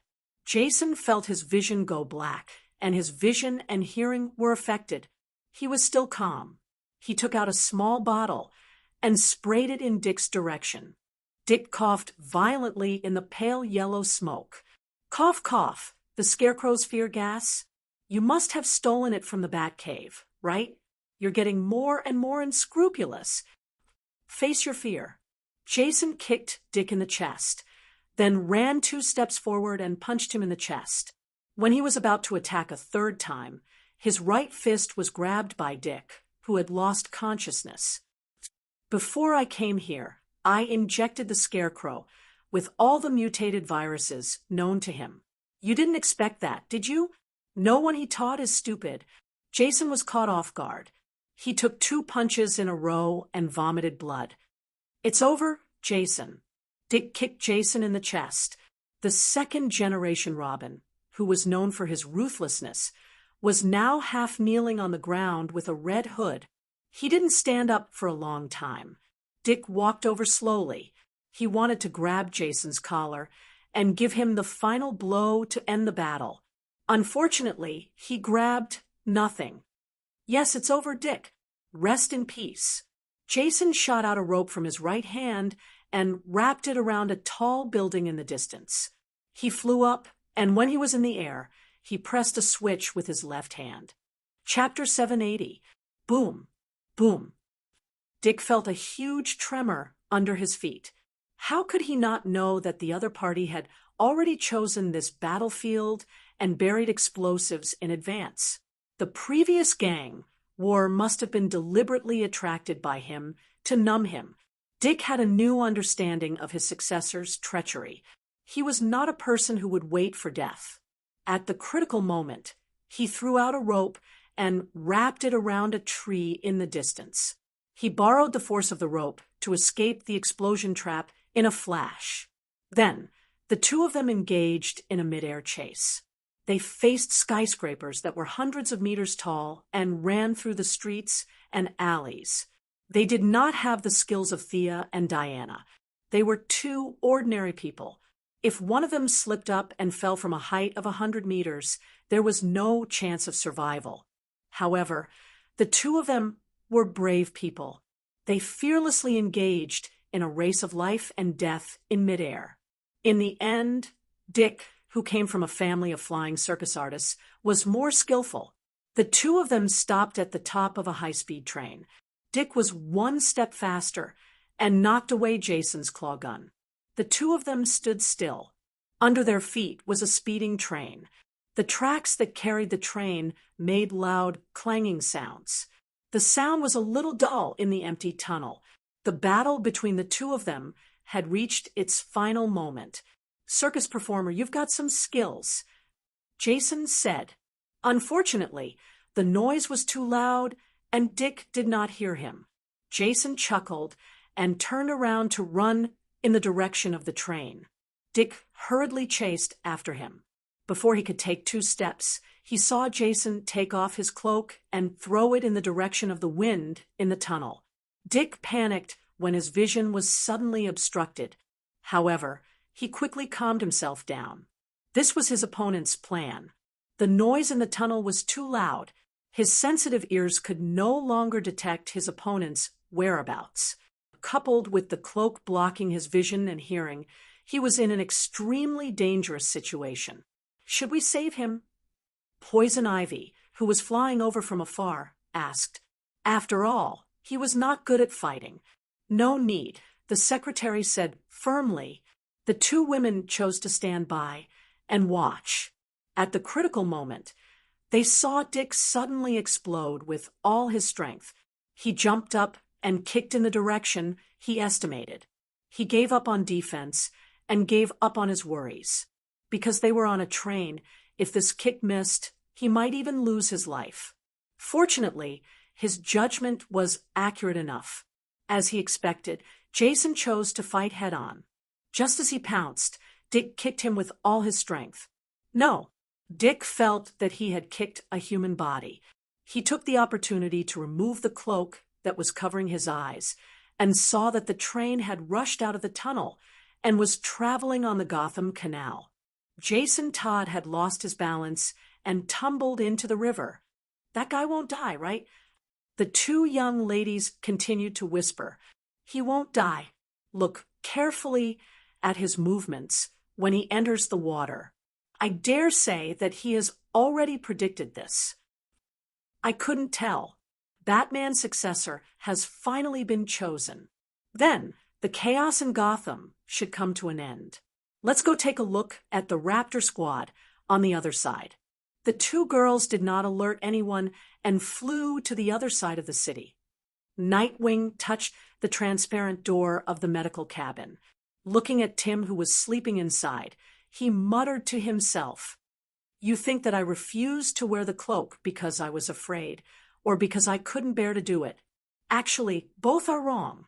I refused to take over the role of a mentor. He asked me to do so.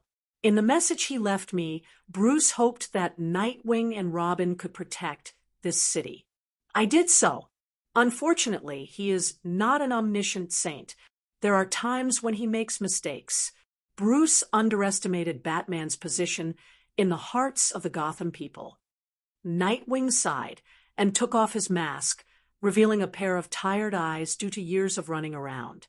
After leaving the Batcave, he had been trying to get rid of the influence of this place on him. He wanted to leave the mentor's protection and go out on his own. Unfortunately, his efforts were in vain. He had to make a choice today.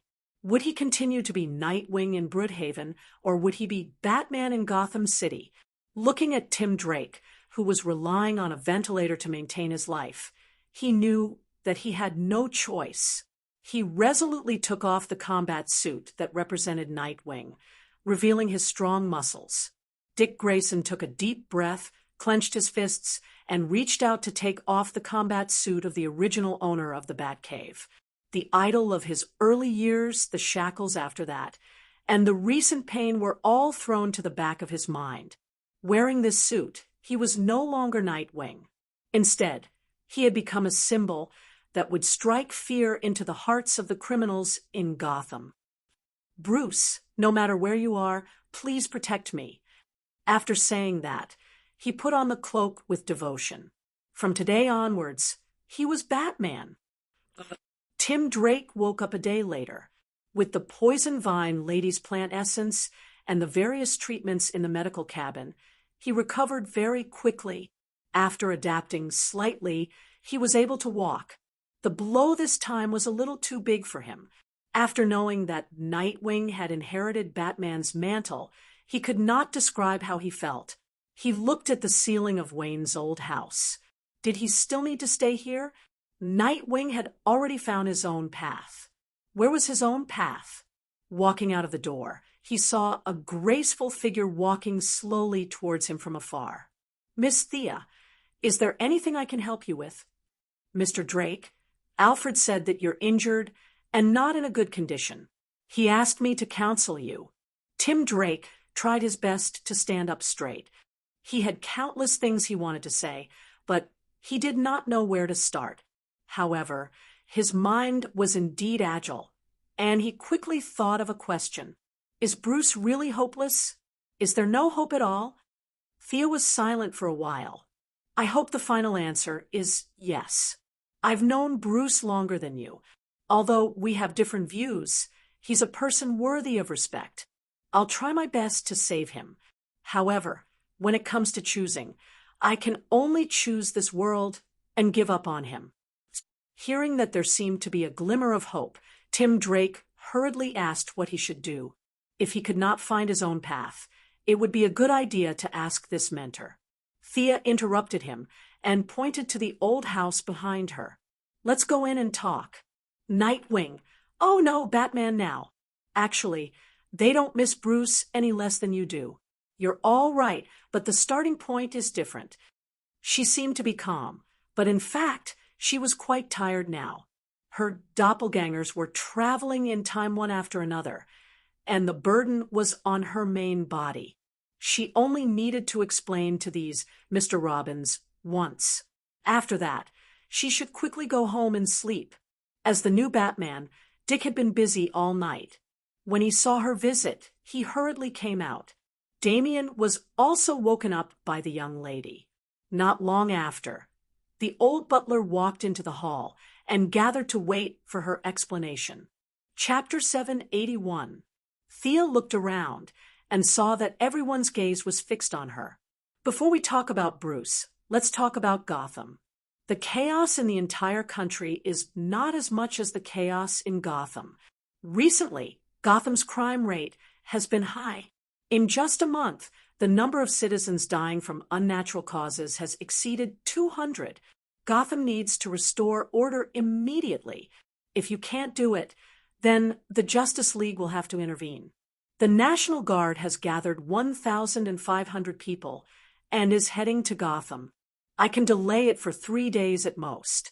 After 3 days, there can't be such large-scale gunfights on the streets of Gotham. Milady slammed the table fiercely. Did she still want to talk about the spirit of the whole country? Gotham is dragging my wealth and divine power down. After explaining the current situation, Thea saw that everyone nodded in agreement, so she let it go. The number of criminals on the streets of Gotham was less than 10% of what it used to be. The reason why the Penguins and Two-Faced Men could survive until today and not be dragged to other planets to dig coal was because of Batman's interference. Throwing a living person to another planet was not something that could be done too openly. Death Knell had tried to play the game a few times, but they were all discovered by Batman at the time. That was why Gotham was in chaos today. Otherwise, if tens of thousands of people were dragged away, the 5 mafia families would not be able to do anything. Batman is a member of the Justice League. You have to attend the next meeting. Thea pointed at Dick and said. Dick nodded. This was something that he should do. Inheriting Batman's position would definitely bring about countless troubles. He was already mentally prepared. Thea thought for a while. The maintenance costs of the Watchtower space base were previously shared by me and Bruce.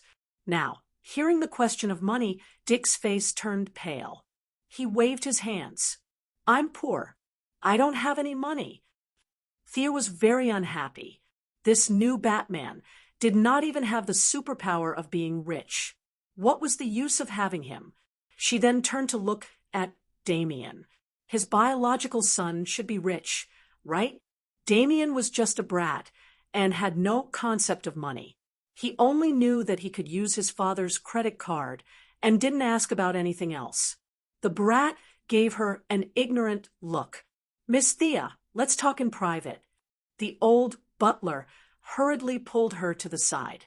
They talked about inheritance laws, inheritance taxes, Gotham's prices, and the impact of alien technology on mankind. Legally speaking, Master Bruce is still alive. The old butler's face was full of worry, expressing his helplessness. Thea slapped her forehead. She had forgotten about it. The old butler was right. She couldn't let ordinary people associate Bruce Wayne with Batman. 2 days ago, she had helped forge Comrade Bruce's medical record. The old butler tried to act pitiful again, as if they were going to beg for food next month. In short, they had no money. If you have the money, help me pay for it. Sia looked at this veteran actor and was speechless for a while. Your ability to cry poverty has already surpassed mine. You win. Fortunately, she didn't lack money now. Even if it was a huge hole, it wouldn't be a problem for her to deal with it alone for half a year or a year. All right, you pass. Let's put the matter of the Watchtower aside for now. Let's talk about Bruce. Bruce is in big trouble now. You all know that, right? The few of them nodded in unison. His memories are blocked, and he's trapped in the turbulence of time. It can be said that he's in a very dangerous situation. But that's not what I want to talk to you about. Your father's mentor has now become an extremely powerful weapon. Once he returns to our current point in time with his own strength, a huge paradox will appear in the timeline. The entire universe will be pierced through. I don't know if you understand what I mean. The few young people who were valued by Batman were all people with outstanding intelligence. They could clearly hear Thea's unspoken words. Dick and Damien were already mentally prepared. They remained silent. The old butler couldn't hold it in. His eyes reddened as he hurriedly covered his mouth. Really? Is there really no way at all? Tim still didn't give up and asked. I wish I could say there is, but there really isn't at the moment. Bruce and I are good friends. Although we have many different opinions, he's a great person. The world still needs his strength. I don't want to go to the end. To prove her point, she continued, my archaeological team found a fossil that has been preserved for about 6,000 years. It has the familiar bat mark on it. My clone is looking for clues on the timeline.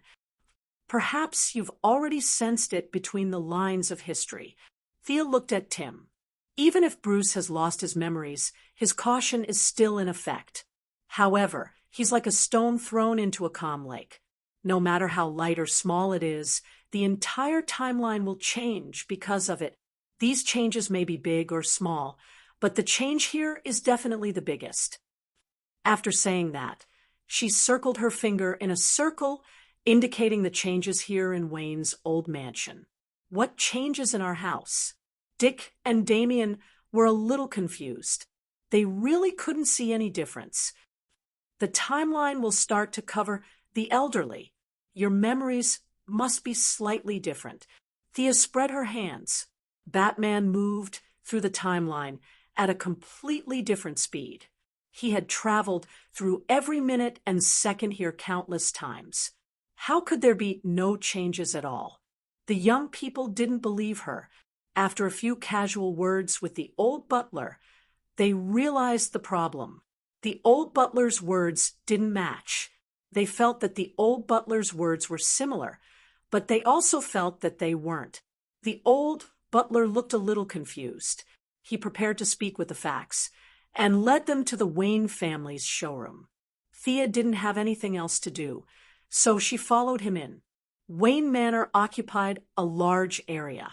From a cultural point of view, it couldn't compare to the world-famous Chatsworth Manor. However, it was much larger, with a total area of nearly 2,100 acres.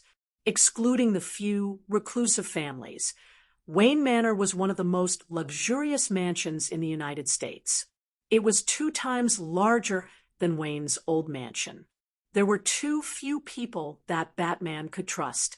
They didn't have any helpers, so the daily cleaning was done by the old butler. However, the old butler was so old that it was too inhumane for him to clean the huge manor alone. They usually had a fixed area of activity.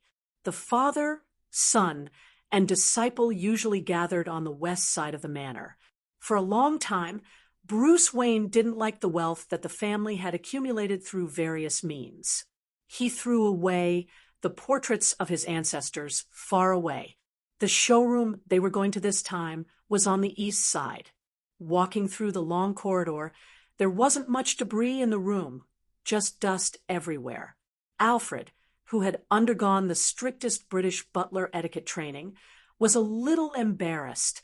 He would gossip from time to time to divert their attention so that he wouldn't be laughed at by Thea, a decent person. Chapter 782. At the end of the corridor, there were many statues, some guns, and swords hung neatly on the wall for people to see. According to the old butler, these were the famous spoils of war of the Wayne family's ancestors. Thea aside, even Dick and the others had never been to this area before. Please come in. The old butler took out a key and opened a thick door. The few of them filed in. He turned on the lights and removed the curtains on the portraits. Even the old butler noticed that something was wrong, let alone the few youths who were known for their sharp eyes. This, and this, they're too similar. Damien pointed at the portraits and said in disbelief. It was normal for him to find it strange, because the ancestors of the Wayne family in the portraits all had generous faces, wide chins, and stern gazes. Excluding the factors of the painter, they looked 70 to 80% similar to Bruce. This result made him shudder. From a genetic perspective, it was possible for father and son to look similar, but it was too exaggerated for them to still look similar after 4 or 5 generations. It was not a monogamous reproduction.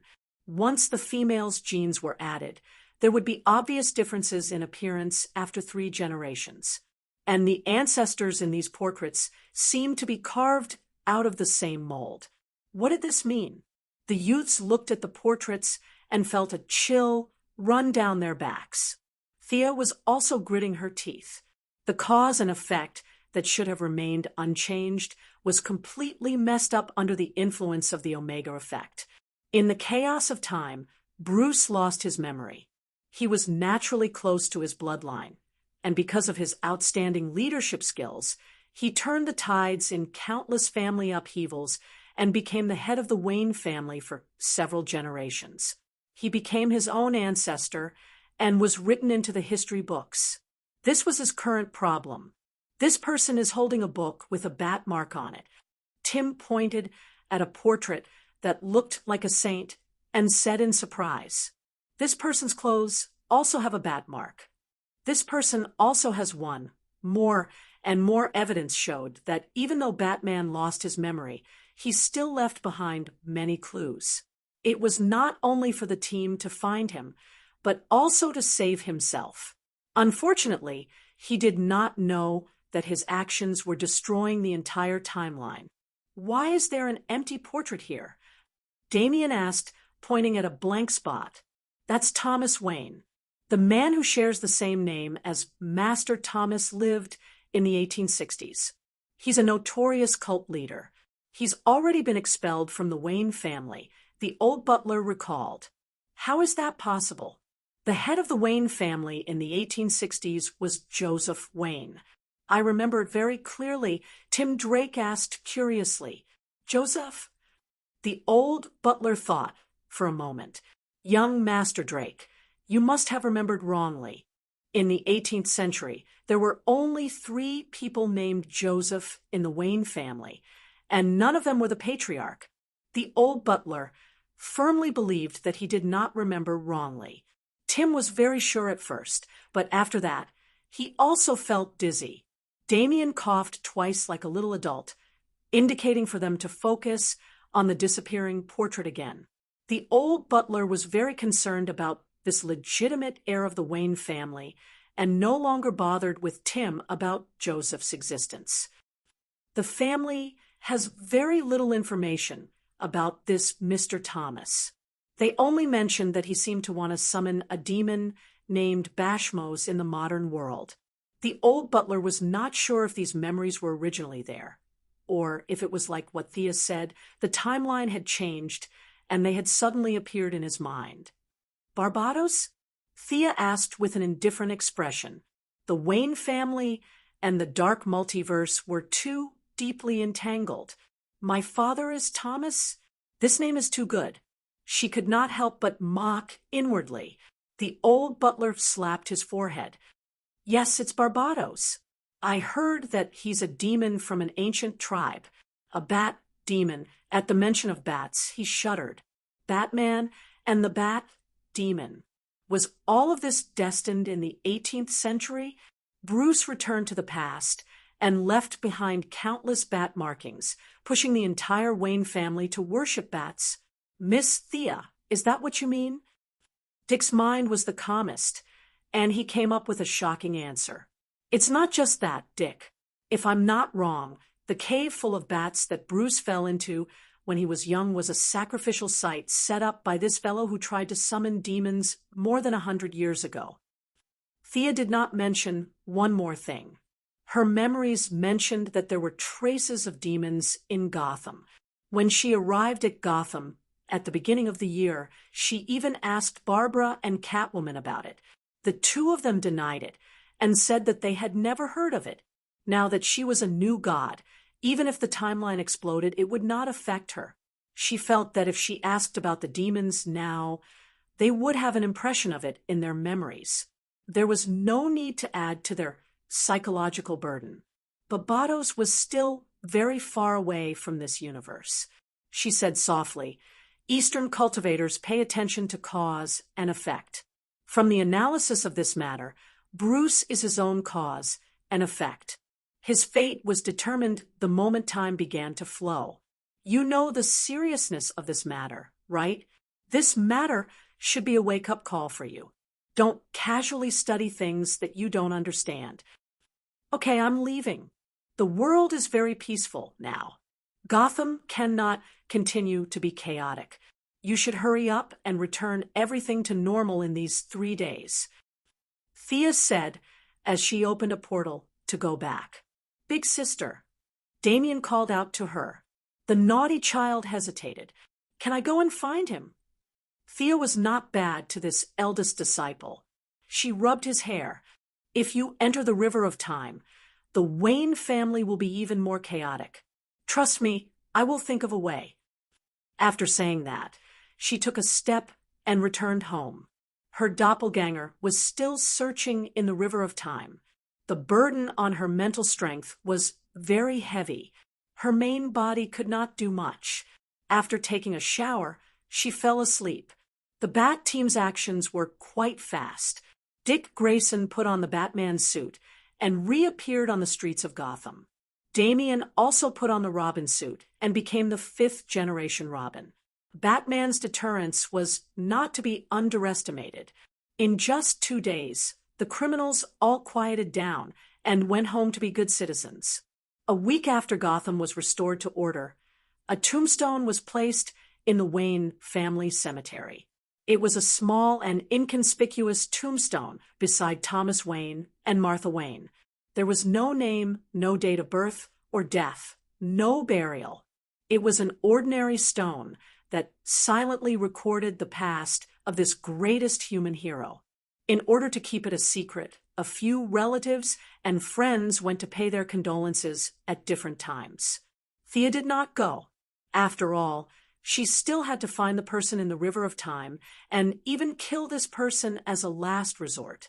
It would be too ironic for her to go, so she let Diana represent her. Tim Drake couldn't accept sitting around doing nothing. After he recovered from his injuries, he called himself Red Robin and left Gotham alone. In the American continent 6,000 years away from the main body, Thea Doppelganger was running with the Golden Vanguard, elderly version. There was a group of barbarians with wild beast fur chasing after them. Woo, woo, woo. The barbarians shouted with unknown meaning. At least, Thea did not understand the content. She saw the leader of the barbarians, who was 2 meters tall, throw a sharp spear at them. Hey, have you been here before? Where is the cave you were hiding in? She still had her high attributes. Running a few steps was not tiring for her. Chapter 783. It had been many years since she was chased by a group of people. Her divine power was left in her main body, and her doppelganger had a large amount of magic power. She could destroy a few primitive natives with a wave of her hand. Unfortunately, this was the past, and she didn't know which of these natives' hundreds of generations of grandchildren would be a big shot, so she could only choose to run. She originally wanted to use an invisibility spell to fool them, but she didn't expect the tribe leader who threw the spear to be so sensitive that he saw through her and chased her for half an hour. It should be here. The Golden Vanguard controlled the watch on his wrist and said with uncertainty. Thea sighed. There's a ghost cave in this flat land. You and your younger version are as unreliable as your son. She didn't care about shocking the world anymore, grabbed the Golden Vanguard, and flew up. Under the worship of a group of barbarians, they flew to the top of a nearby mountain. The Golden Vanguard controlled the watch and looked at her speechlessly. The time deviation increased by another 0.0012%. Thea waved her hand indifferently. The ancient people would be weird if they saw something, but they wouldn't die. Their destruction of the timeline was far worse than Batman's. You know my son? That's right. Of course I've seen the famous Time Master, Rip Hunt. She looked around. This Batman was quite persistent. Every time he crossed over to the American continent, he would wander around the palm-sized future Gotham. His obsession was really deep. Hey, this is the 15th time point we've searched. Can the reinforcement of the timeline really work? Thea asked with uncertainty. Of course, you're the new god. Only the timeline that you walk through will be frozen. Even if we can't find Batman, we can still minimize the damage he does to the universe. The frozen time is very stable and won't change. We need to continue moving forward. The Golden Vanguard said, as he took out the spherical time machine. Thea sat in it as well. With a boom, it broke through time and entered the river of time. Frozen time? That means there's an irregular time. How do you know all this? Thea couldn't see through the Golden Vanguard. In the past, there was only one universe in this world, and its timeline was fixed. After that, with the rebirth of the multiverse, or rather the rebirth of the 52 coexisting universes, some rippling wormholes were created, and many transmigrators entered the timeline through the wormholes, the Golden Vanguard said, unhurriedly. Thea was shocked. The fact that the other party could accurately say the number 52 surprised her. The multiverse was not a neatly arranged display for people to see. They were intertwined and connected to each other.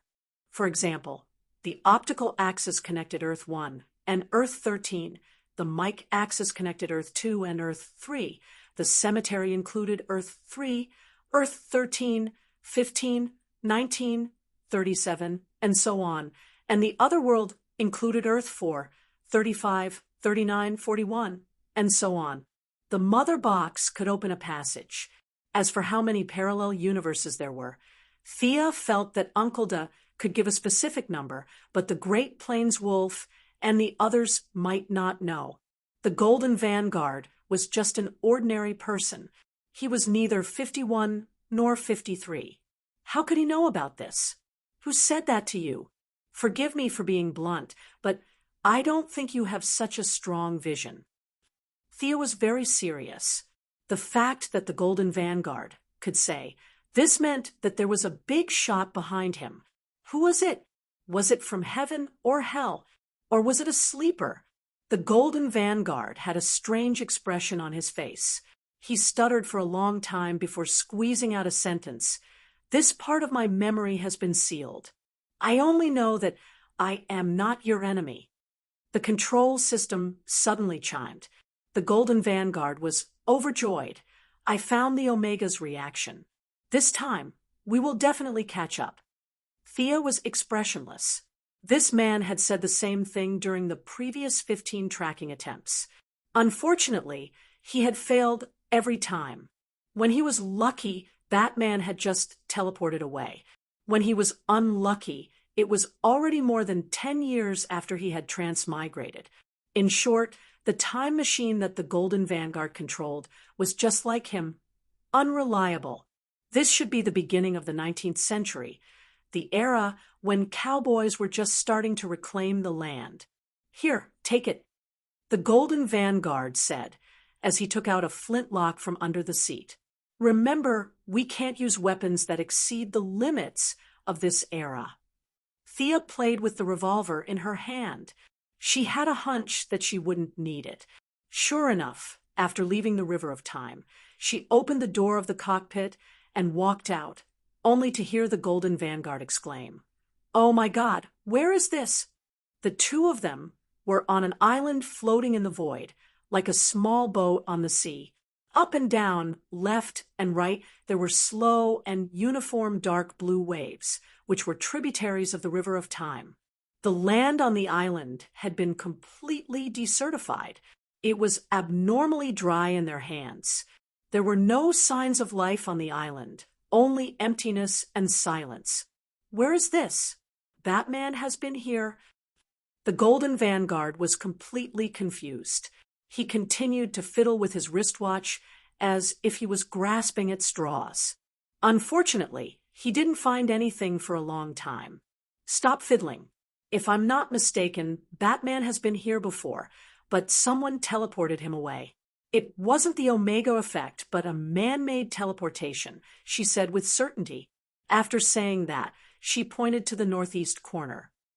There's an extremely strong magic reaction in that direction. Let's go and take a look. With that, she flew up, and without waiting for the Golden Vanguard, she flew toward the magic reaction area. After flying for less than a minute, she stopped. The blood-red stairs extended to the top of the mountain, and a black castle was in the middle of the mountains. The Golden Vanguard also flew over at this time. He pointed to the castle. What is this place? Do you want to go in? I only know that this is the end of time. Someone interfered with Batman's random teleportation. Whether he had good or bad intentions, he did us a big favor. As soon as her voice fell, the castle gate creaked open on both sides. The open gate and the dark interior looked like a giant beast that could swallow the world from a distance. Deliberately mystifying, Thea said with a little contempt. This doesn't look like a good place.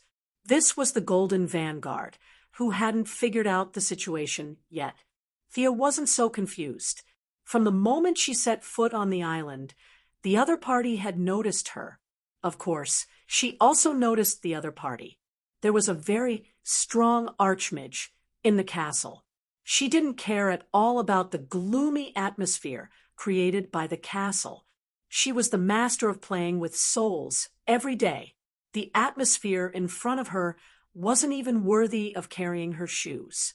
She entered the gate, passed through the atrium, and came to a door that occupied a rather large area. She directly pushed the wooden door open and walked in with her head held high. A humanoid creature wearing a tattered black beggar's robe, and a hood covered his face. His limbs were so thin that they were only skin and bones. He stood upright, as if waiting for her. Chapter 784. The black-robed sorcerer had a vast amount of magic power in his body. Unfortunately, his tattered black robe made him lose a lot of points. If he were to walk on the road in this attire, he would be directly sucked in. The only highlight was the colorful staff in his withered left hand. The two peak sorcerers were sizing each other up. They judged each other's spells through their actions and words, calculated each other's strength, and simulated the order of casting spells in battle in their minds. As for peace, it was impossible from the start. The other party did not relax his spiritual power. He had his eyes on Thea's incomparably pure magic power. Thea also felt the inspiration of the thread of fate. There seemed to be some benefits to be had here. Who are you? You recognize me? The black-robed man spoke first. His voice was so unpleasant that it sounded like scratching glass. His language was not English. Instead, it sounded like another language that Thea was not too familiar with, the Atlantean language. Who are you? Don't you recognize me? Thea asked back. After a simple exchange of blows, the result was very satisfactory. Neither of them recognized the other. There was no psychological burden in fighting like this. The soul fire needed the support of the soul god's position. At this moment, her clone could not use it. However, she could still use the magic fire. She raised her hand and used her strongest attack, silver fire. The silver-white flame extracted from pure magic power, dragging a long tail of flame, crashed into the black-robed man like a meteor. The black sorcerer was a little out of Thea's expectations. This guy was as black as coal, but he was actually a water sorcerer. He raised his staff high, and seawater flowed out from the surroundings. The castle became a swamp. A purple tentacle stretched out from the water, stretched slightly, and smashed down on the silver fire. The silver fire broke the tentacle as expected. However, it had already consumed more than half of its energy. It was destroyed by the other two tentacles that came out from the seawater. Very powerful. Are you an Atlantean? I didn't know that they had such a powerful sorcerer still alive. Thea said calmly. She still had the upper hand in the test. Moreover, the Golden Vanguard could help a little, right? Probably. Atlantis? What's there to brag about? I'm Darkness Magistra. Young mage, have you heard of my name? The black-robed man could tell that Thea was not very old at a glance, which made him envious to death. She actually had such a huge amount of magic power at such a young age. Something in the darkness. This naming method is so ancient. Sia pursed her lips. Thousands of thoughts collided in her mind. She searched for this name in her memory, and she actually found it. This king of darkness had a common acquaintance with her, the first king of Atlantis, the chosen of Poseidon, the one known as the king of death. If he remembered correctly, the mage in front of him was the father of that old zombie, the god of death. TSK. His son was a zombie, and his father was a mage? What a family! Thea pretended to be nonchalant. I've heard of it. Back then, you might have been able to dominate the world. But now you're too old. She began to quickly mobilize her magic power and shot out endless silver flames. Silver light flickered, and countless magical flames bombarded the dark magi. Seawater? The seawater evaporated. Houses? The houses were overturned, and before the bricks and pillars fell to the ground, they were burned to ashes by the flames. Finally out. More than half of the seawater evaporated, and the monster hidden under the water revealed its face. This thing looked like a huge octopus, and its tentacles were thousands of meters long. The whole house, and even the floating island in the void, was made of rocks piled up by its huge body. The monster did not have a head or a face, but at the part where all the tentacles were connected to the torso, there was a big mouth with a diameter of 10 meters. The sharp teeth were divided into 3 layers, densely covering the whole mouth. Its breath was distant and mellow, like a giant beast that had existed since ancient times. Its energy was too strong, not to mention Thea's clone.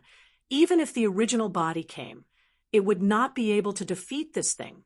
Fortunately, its energy had been amplified countless times in the river of time, but at the same time, the flow of time had also washed away its intelligence, which was not very high to begin with.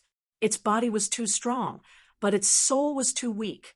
This sea monster could be said to be half crippled.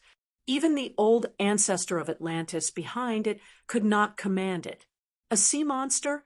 Or a sea monster with the time attribute? Thea clicked her tongue in amazement. She did not know if it was an ability that she originally had, or an ability that she developed after soaking in the river of time. Gold. Vanguard. The young lady was just about to call for Gold Vanguard to help, but she saw this handsome guy, who seemed to have a big boss behind him, being dragged out by the giant octopus like a dead dog. Thea wanted to kick him to death. You're just here to cause trouble, aren't you? Why do I have to spend effort to save you? The dark wizard's face could not be seen clearly, but the silent mockery could be felt by anyone. His magic was strong. The sea monster was too strong, and he had a hostage in his hand. With these 3 factors, this young wizard had no hope at all. Thea did not care about the dark wizard's thoughts. She took out the fortune bow and casually shot an arrow at the dark wizard. He did not know why she did not use magic, but instead used archery to decide the winner, so the dark wizard chose to watch carefully. He raised his hand, and a blue ripple appeared, blocking the arrow. Unfortunately, he underestimated the power of the divine bow and arrow. The arrow pierced through the shield and headed straight for him. He could only use the divine staff in his hand to block the arrow. Thea felt that it was a pity. She had already seen that the dark wizard's key to controlling the sea monster was the staff. Her trade deity position was not above her doppelganger, and she only relied on the divine power in the bow. The probability of this forced trade was a little low. However, she was not in a hurry. As long as there was a chance, it was fine. If 1 arrow was not enough, she would shoot 10 arrows. If 10 arrows were not enough, she would shoot 100 arrows. What happened next completely confused the dark wizard. It was supposed to be a battle between wizards. How did it become a battle between an archer and a wizard with a pet? Thea was very agile, and she had the style of an elven archer. She was calm as the octopus monster's tentacles hit her, and she used all kinds of angles to shoot at the dark wizard. The sea monster was very powerful, but its brain was already muddled. Even the dark wizard, the original owner, could not control it. The most he could do was to issue a general order, such as attacking a certain area. Only then could he mobilize some of the sea monster's power. The sea monsters were so stupid that they only knew how to attack in a dull manner. They did not care about the effect or the terrain. The castle, which was originally in good shape, was torn to pieces. Thea was very agile. In just 10 seconds, she had already shot hundreds of arrows at the enemy. The divine arrows were so powerful that ordinary magic shields could not block them. The dark wizard could only hide behind the sea monster, as if he was playing hide-and-seek. It was supposed to be a high-level magic battle, but it felt like a third-rate shooting movie. The giant sea monster was a natural cover. One person jumped out from the gap and shot 2 arrows. The other person hid behind the cover and waited for the right time to come out and cast 2 spells. Although they were fighting back and forth, Thea still had the upper hand. Her reaction speed and all her attributes were higher than the dark wizard's. Moreover, her arrows were endless, and the dark wizard's magic power was limited. The dark wizard secretly analyzed the situation and also analyzed this disadvantage. In his opinion, Thea wanted to use this method to exhaust his magic power. At first, the dark wizard would attack from time to time, but he did not fight back. He hid behind and ordered the sea monster to attack fiercely. Chapter 785. He was trying to save his mana, and the opponent was not able to defeat him for a long time. She would definitely change her mentality. As long as she made a mistake and got hit by the sea monster, the situation would be completely reversed. The wizard thought that he had seen through the opponent's plan. He could not follow her rhythm. In addition to strength, he also needed to compete with wisdom and mentality. He had lived for so many years, so his mentality was definitely better than Thea's. He was very calm. The magic shield was useless against the divine arrows. In order to save his mana, he did not use the shield to defend himself. He could not block it anyway. Whenever an arrow was about to hit his head, he would hide behind the sea monster. If he could not dodge, he would block it with his divine staff. He wanted to see who could outlast the other. Thea saw that the opponent was very cooperative. She was stunned for a moment, but she did not think too much about it. She continued to shoot arrows like a meteor chasing after the moon. The wizard thought that he had succeeded. He waved his staff like a windmill, blocking left and right. His gloomy eyes were full of mockery.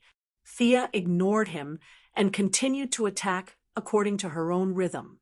The wizard was also very calm. The two of them attacked and defended. It was very boring. What was the opponent planning? After blocking 5 or 6 arrows in a row, Thea's attack was like quicksilver flowing down the ground. The wizard muttered in his heart. He had never seen such an unpredictable opponent in his life. He had a bad feeling in his heart. Should he attack twice at the right time? The wizard thought to himself. Soon he gave up the idea. No matter what the opponent was planning to do, he would be in an invincible position. He made up his mind to fight a protracted battle and blocked another arrow. Suddenly, his hand became lighter. Where was the staff? The wizard was shocked. The staff that was originally more than a meter long was in the opponent's hand, and he was holding a gem in his hand.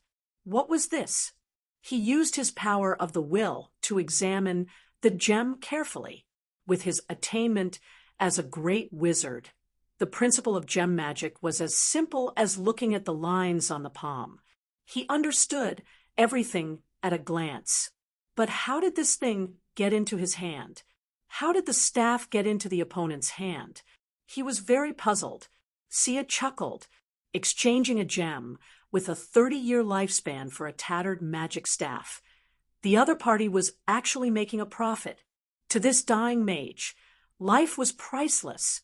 He scanned the magic staff with his power of the will. It had a very crude design, and its value could not even be compared to the god of death's magic staff. Its only function was to control this huge sea monster. In order to prevent himself from falling into the flow of time, the wizard had transferred his power of the will to control the sea monster into the magic staff. However, because the sea beasts had been washed away by the river of time, this staff, which wasn't made of the best materials, had been badly damaged.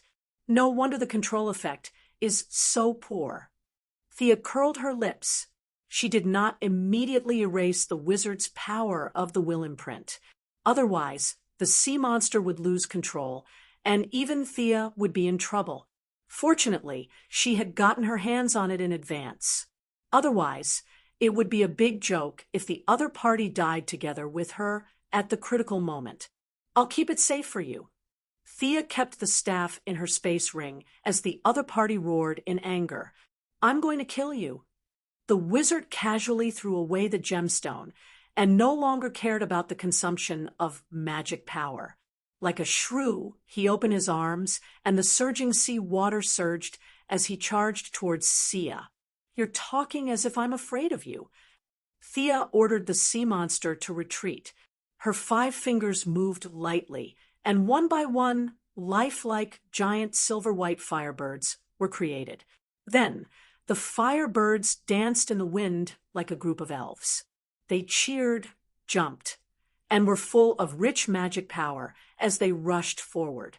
The wizard's spell was indeed unique. Countless strong lights flashed in the sea water under his control. With just a sweep of the light, the firebird was reduced to the purest magic power. Then, with a big wave, the magic power was sucked back into the sea water. Very good. Thea nodded. The opponent's magic was both offensive and defensive. It also had the magical effect of absorbing the opponent's magic power. It could be said that the understanding of magic was at its peak. However, she was not afraid at all. Ordinary mages could not do anything, but she was a god. She could not use her divine power, but her vision and knowledge were still the same. Thea softly uttered an obscure syllable, and the wizard's sea began to flow back uncontrollably. The waves rolled and rolled back to its original owner. The wizard was shocked. He checked his magic mark and found that there was no problem with the casting steps. He knew that it was the enemy's doing. He made a prompt decision and cut off the part that was out of control. He controlled the rest of the sea to reform into a huge sea snake. The sea snake was more than 100 meters long. Its dark green head was aimed at Thea, and it was going to swallow her. Boring. Thea's clone did not bring the holy sword, but she did bring the father's short sword. She held the short sword tightly and aimed at the snake's head.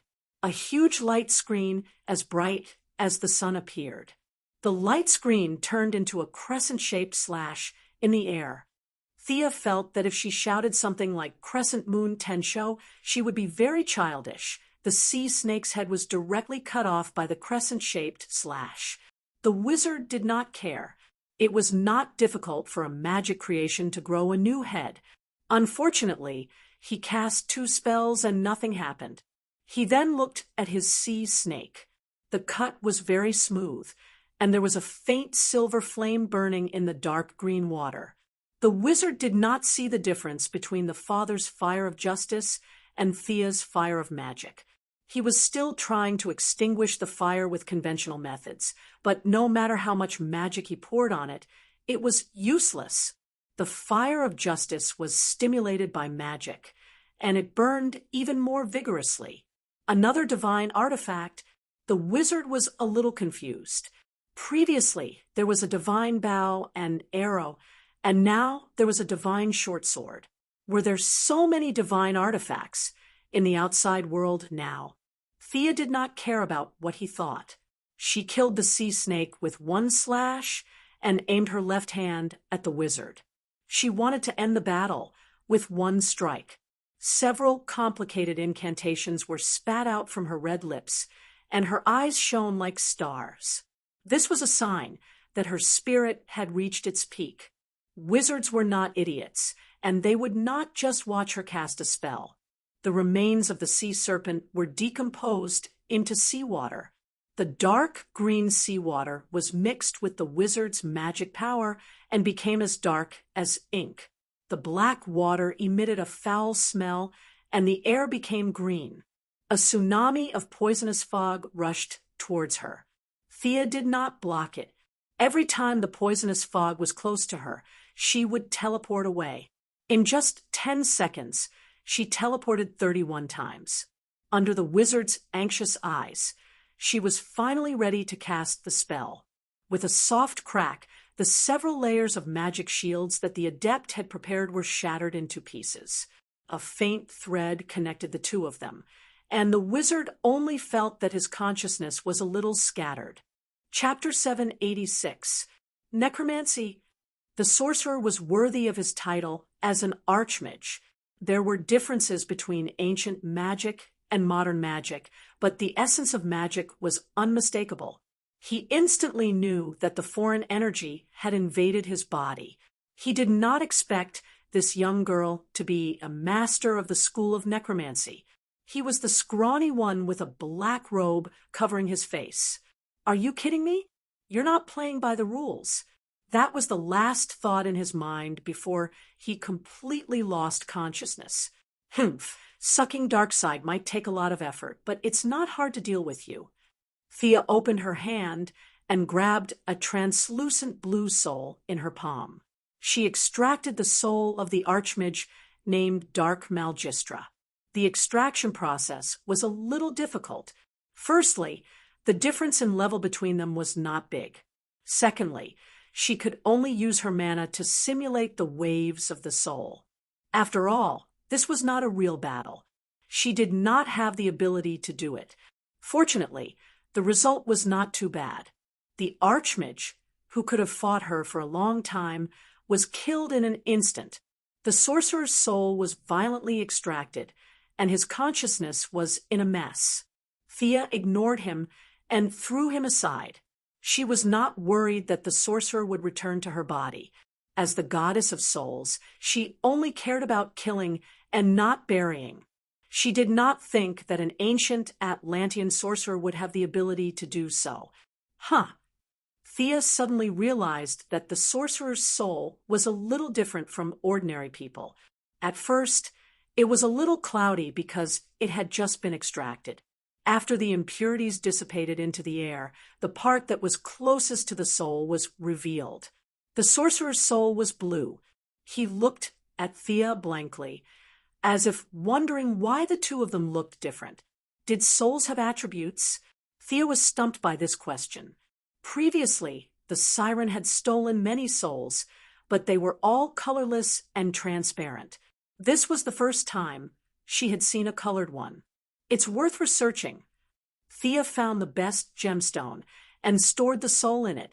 She would give it to her main body for research later. After dealing with the trivial matters, she kicked the golden vanguard, lying on the side like a salted fish. This thing kept saying that it was here to help. It was killed by a sea monster in an instant and had yet to wake up. What a pity. Wake up, it's daybreak. She kicked him again. In the end, there was no reaction at all. The young miss sighed. The sea beast's own power of time could be said to be terrifying. The Golden Vanguard was just an ordinary person, so it would probably faint for a while. Thea activated her supervision and looked at the wizard's body. This guy was just a poor guy. He was only wearing a tattered black cloth. Thea burned the body with a fireball. The castle had been torn apart by the aftermath of their battle. The current setting was a little better than the open field, but there was a limit to how much better it was. She looked around for a long time, but the floor was full of junk and worthless. Pauper.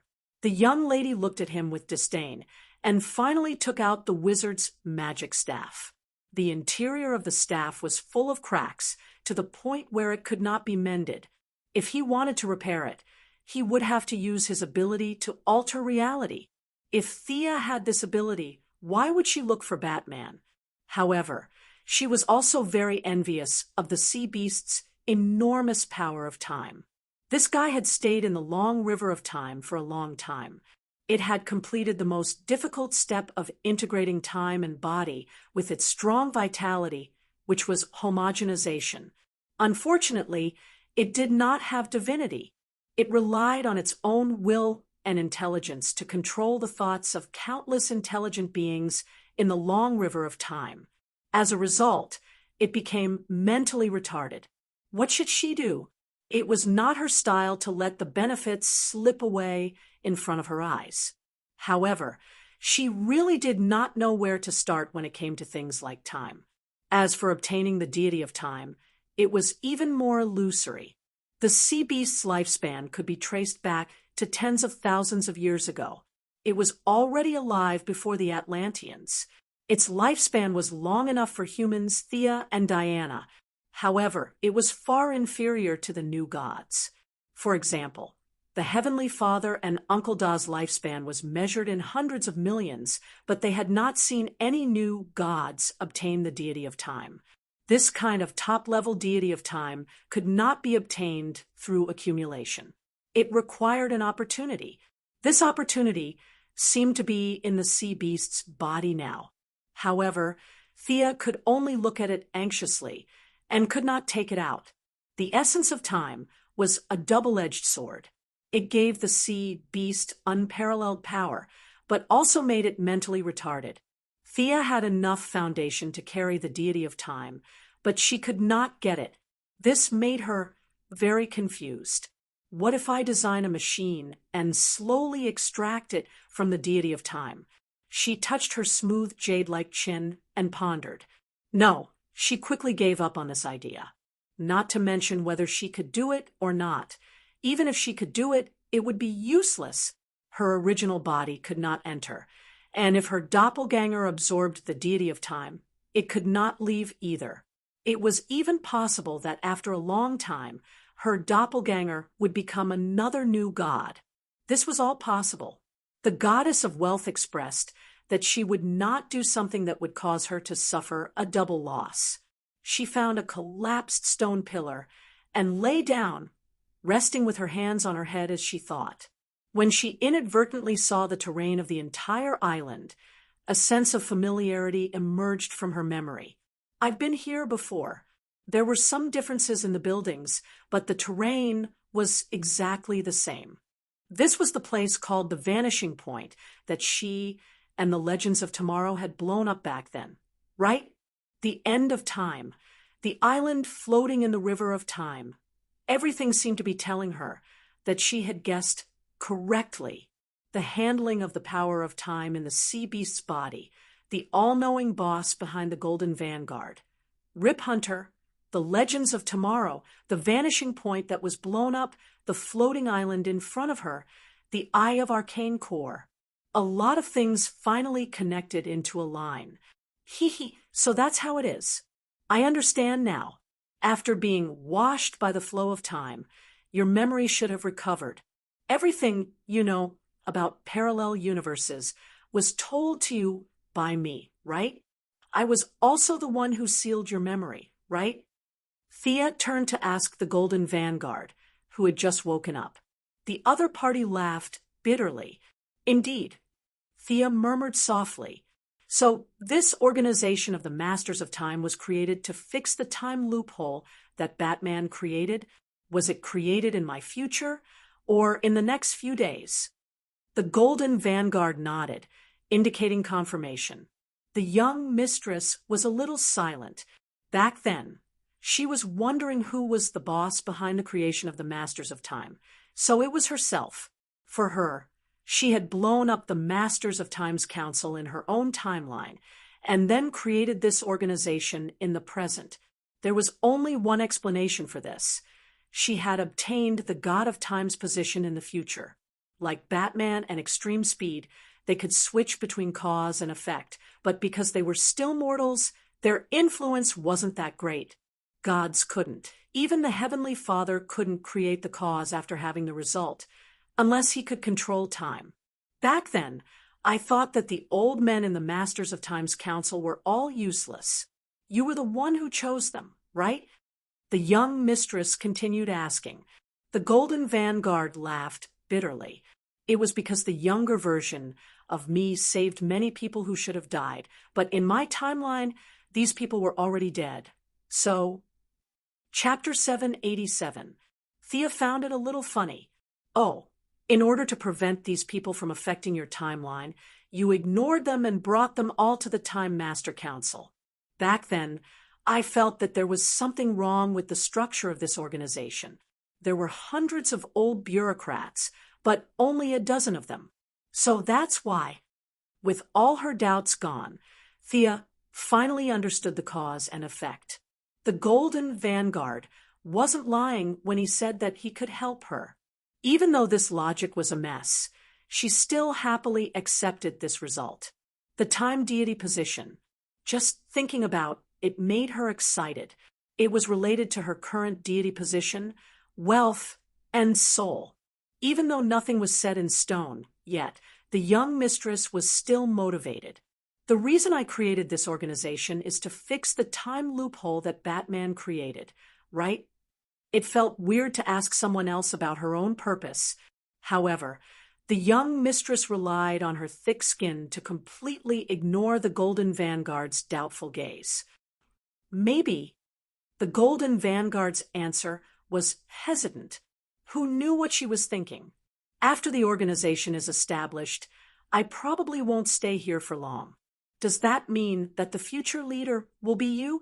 About the 52 universes, I was the one who told you then, right? The Golden Vanguard was very certain about this question and nodded. I think I understand. Go back and gather more people. I need to modify this place. Thea waved her hand and sent the Golden Vanguard away. The aesthetic style of the Dark Sorcerers did not match the grand name of the Master of Time at all, although 99% of these so-called Masters of Time were a bunch of weaklings who were saved by the young version of the Golden Vanguard and thrown here to retire by the old version of the Golden Vanguard. The young lady still planned to tidy up the island. After all, this was her territory. In the previous battle, she felt that the power of many elemental magic would be reduced at the end of time, while soul magic would be greatly strengthened. She was too lazy to waste time and directly used magic to simulate soul power to wash the entire island. The main colors were white and gray. It was exactly the same as the first time she stepped into the vanishing point. Back then, she even mocked the builder for having a problem with his aesthetic style. Now, the blame fell on her.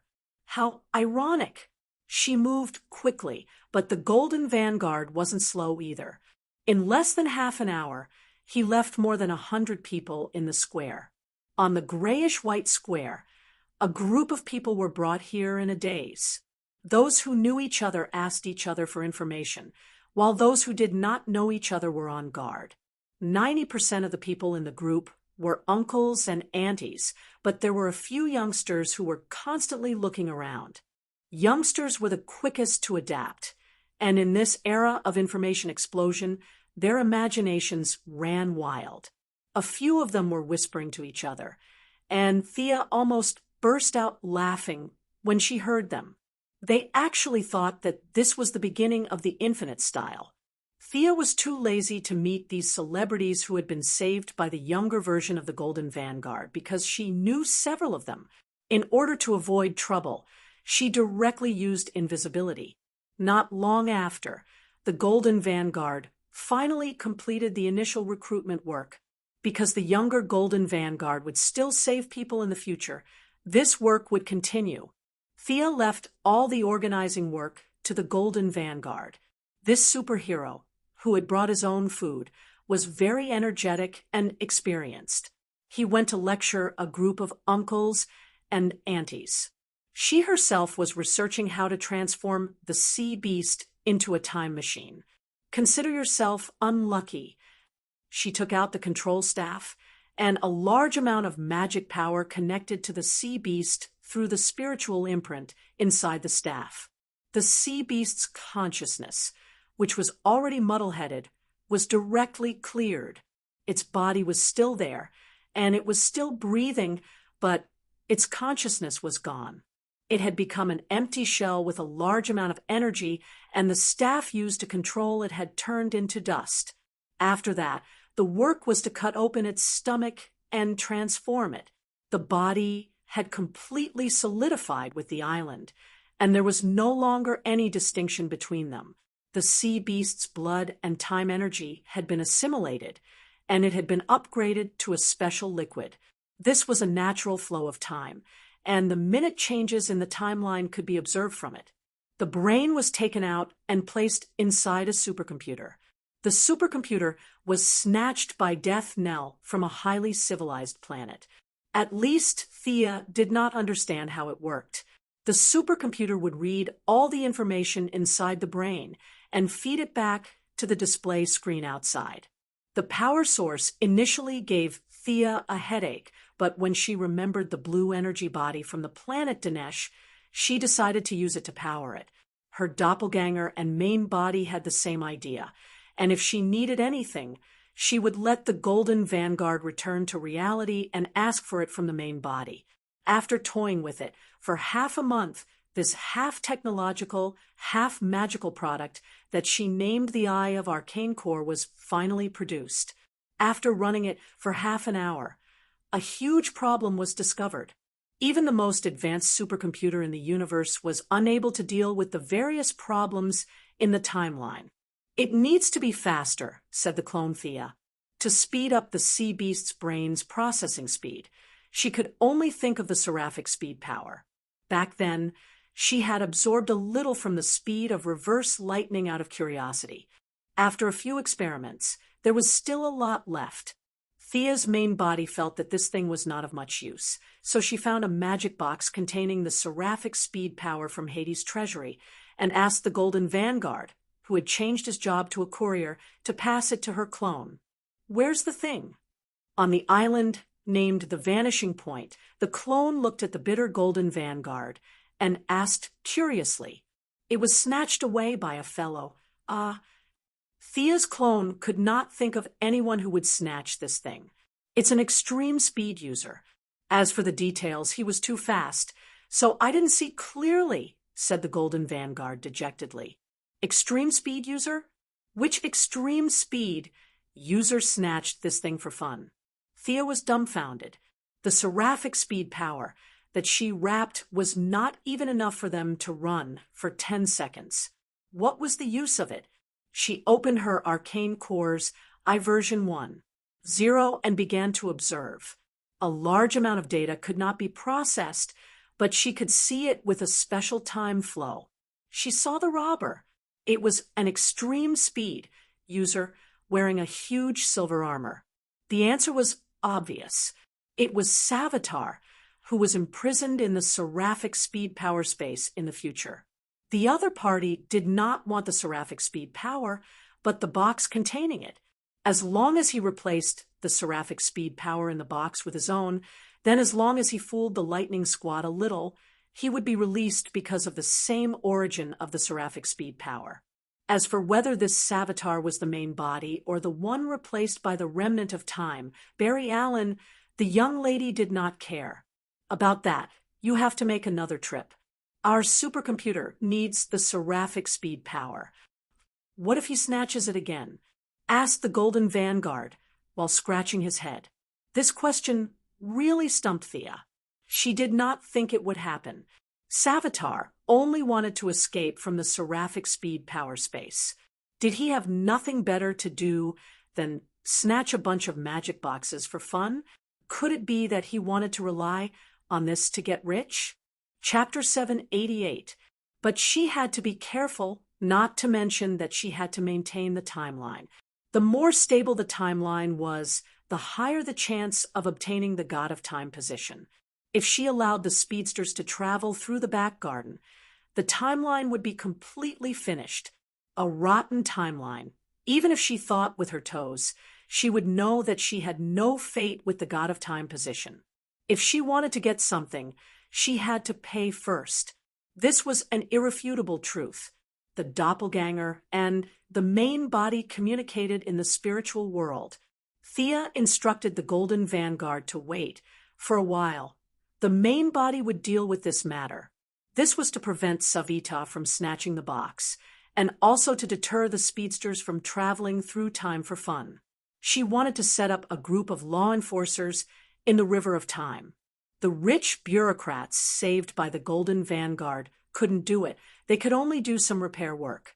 Thea needed some law enforcers who didn't know fatigue and could run at high speed. They were the time undead from the original space-time. The main body was lying on the big bed in the White House. The feeling of having 1 foot in the timeline and 1 foot outside the timeline was extremely satisfying. If she wasn't a magic god, she wouldn't have been able to support this kind of mental energy consumption. The problem of Savita could be temporarily put aside.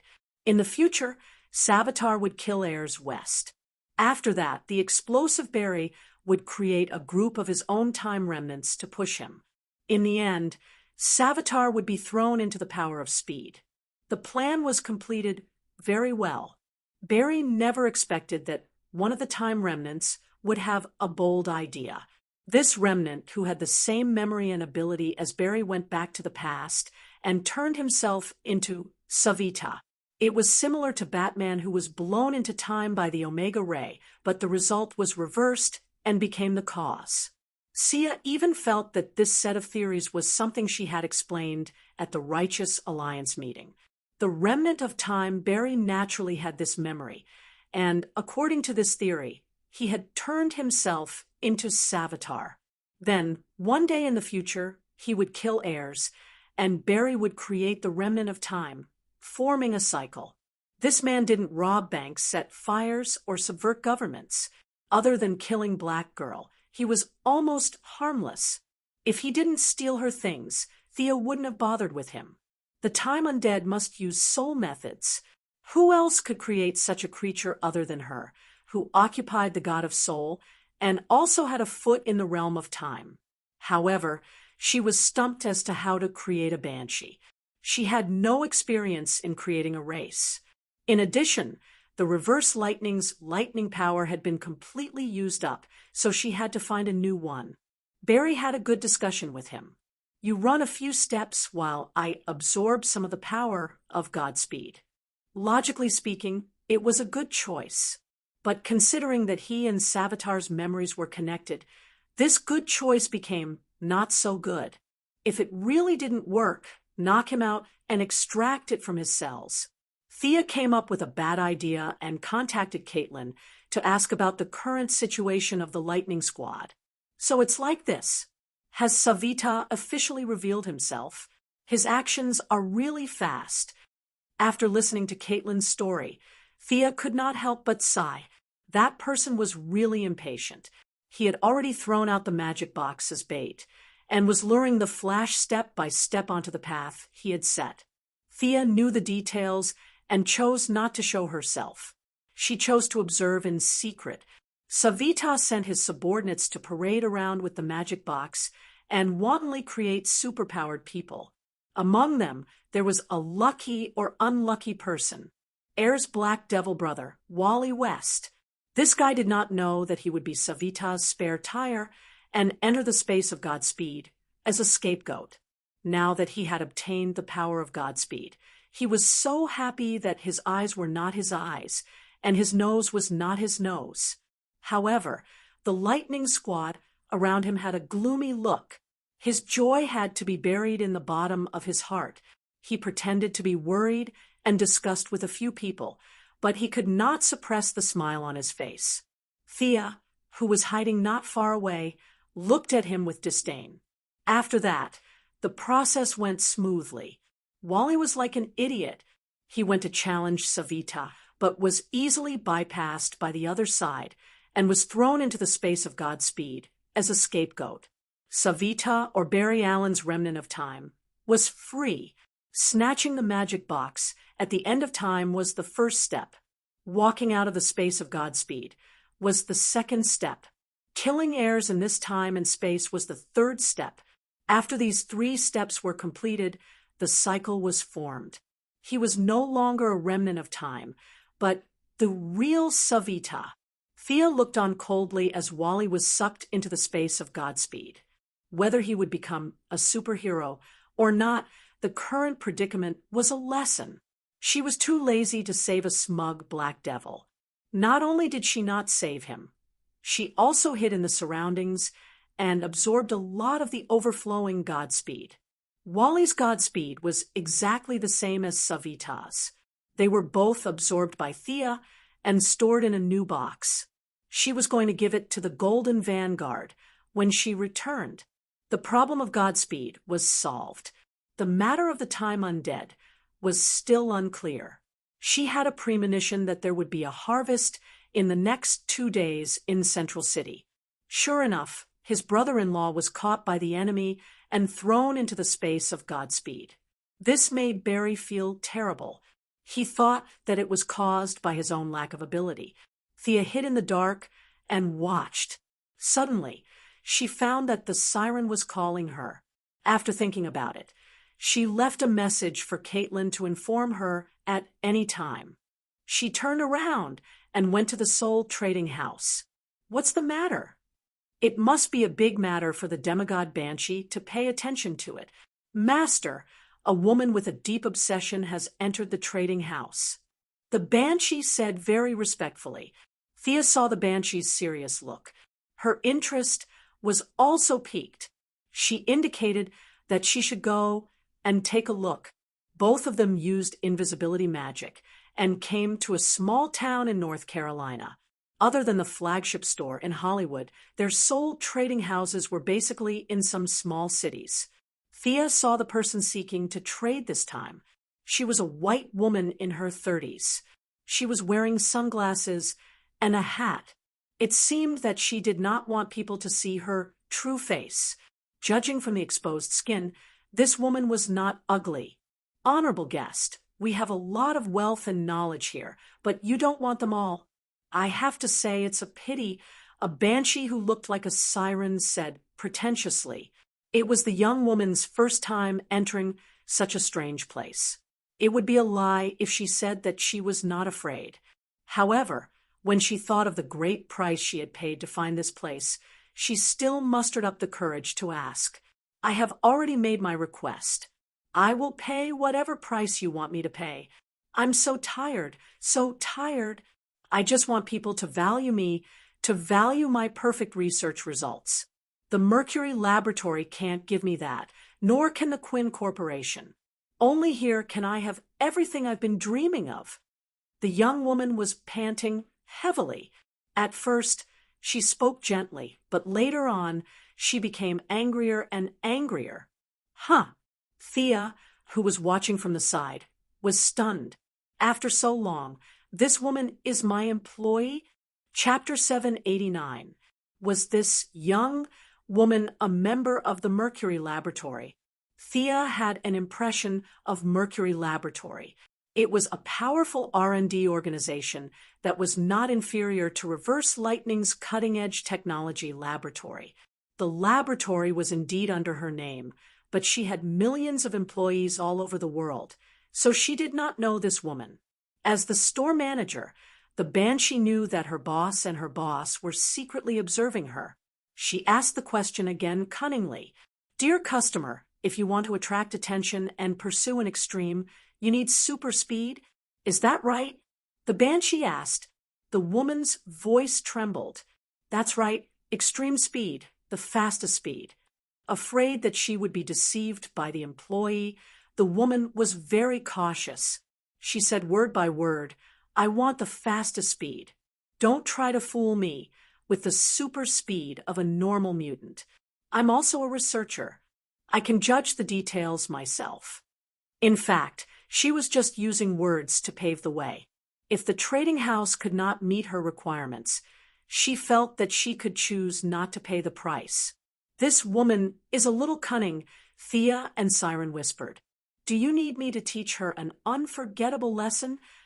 The Banshee Queen, who was born with no sunshine and justice, began to condense a soul arrow in her hand. Haha, don't be hasty. Let's keep her in suspense. It's a fair trade. I want to see how determined she is. Thea stopped Siren, and the two continued to watch the show. Do you know the Flash of Central City? The young woman felt that the store manager in front of her was a flirtatious B*TCH. She suspected that the store manager was not in the same dimension as Earth. In the end, she was proven wrong. The Banshee store manager nodded. We know the Flash. The young woman was a little surprised. She thought that this store was an independent place, but now it seemed that it was not so simple. However, she did not dwell on this question. Instead, she asked, Can you provide that kind of speed? Yes, but the price is unimaginably high. I'm willing to pay as long as I have it. The young woman's eyes shone with a kind of conviction. Even if it was only for a second, she wanted to show off in front of others. Thea looked at the woman calmly. After being ignored for a long time, her vanity had reached an unimaginable level. No wonder Siren said that she was the most stubborn.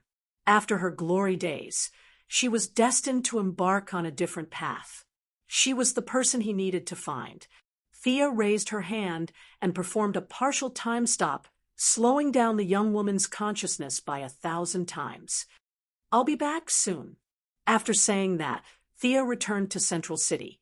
She called Caitlin out. When they were on Earth 2, Caitlin and Dr. Wells had researched the Speed Potion V9. It was because of this potion that Extreme Speed was able to surpass Barry by a large margin. However, Thea had intercepted the world's speed and defeated Extreme Speed.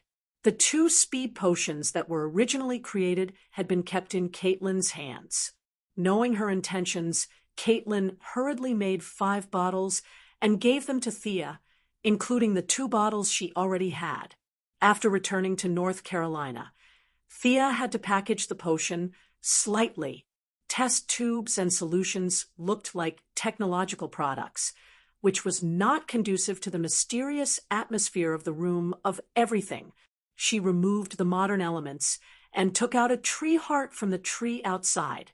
She hollowed it out and poured the potion inside. Considering the young woman's physical endurance, she was not Extreme Speed or Barry. She was just an ordinary person. Even if she relied on the potion to increase her speed, her body would not be able to withstand the long-term consumption.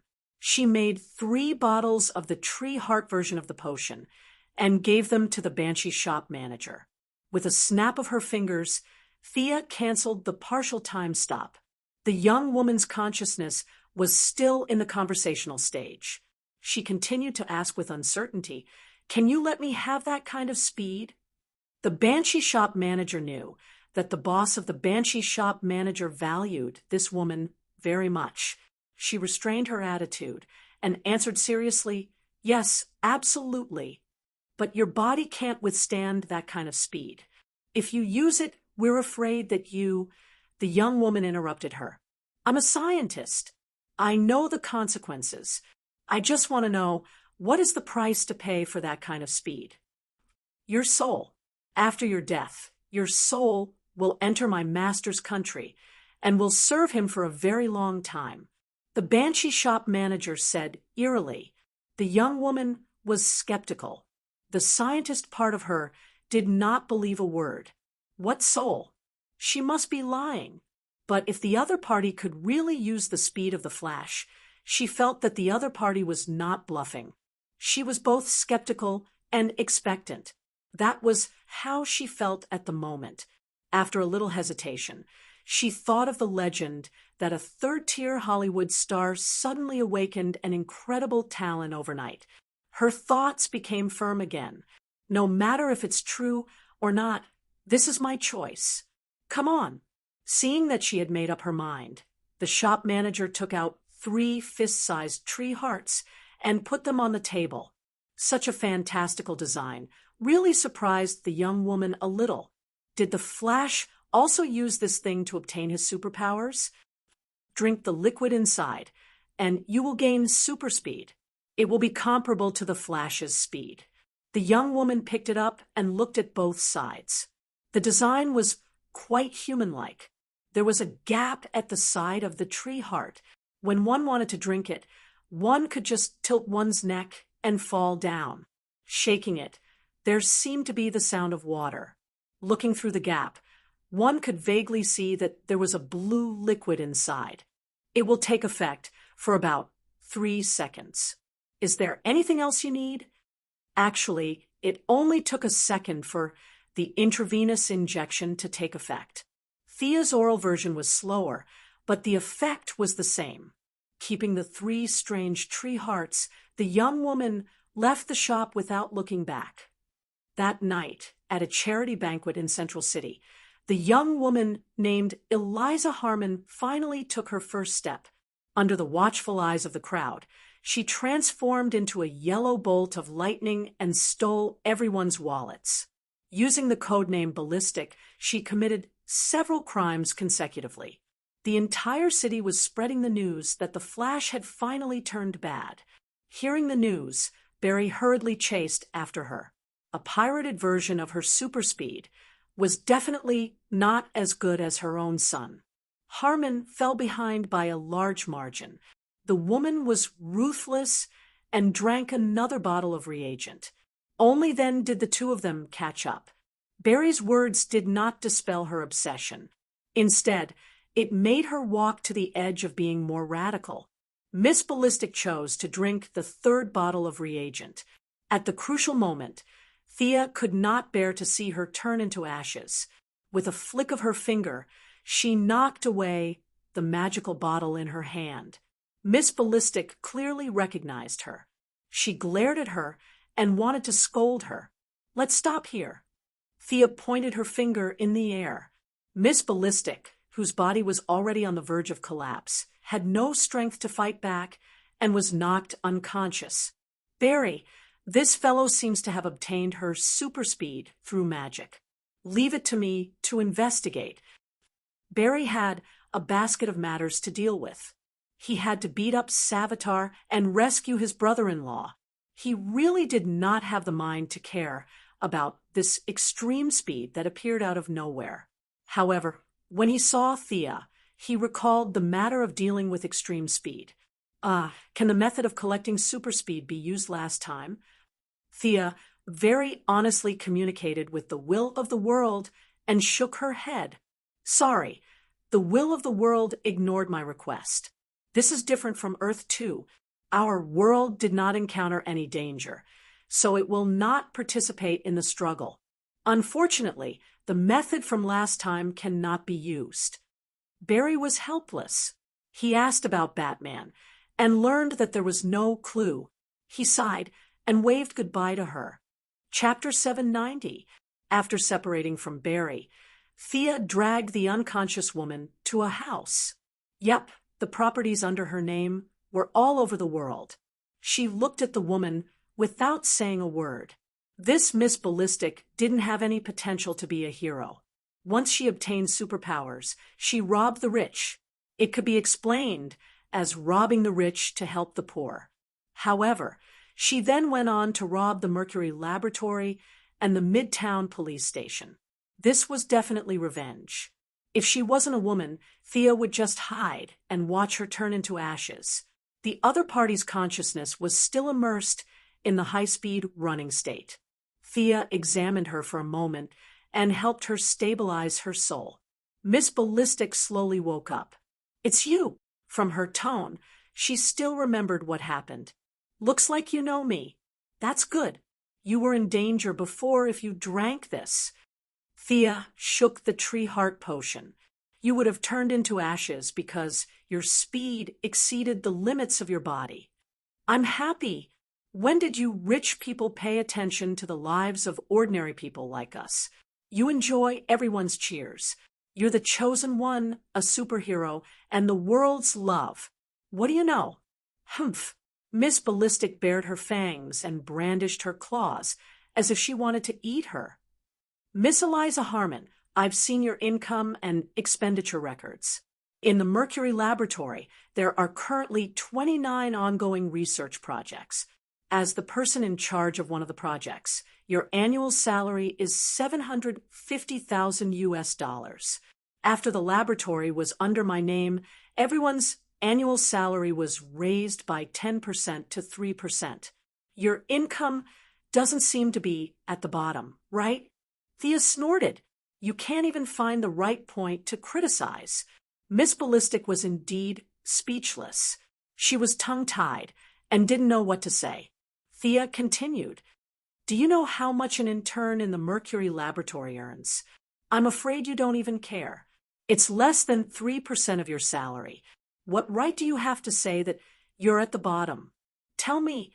The young mistress had already accumulated a lot of anger because of the Batman incident.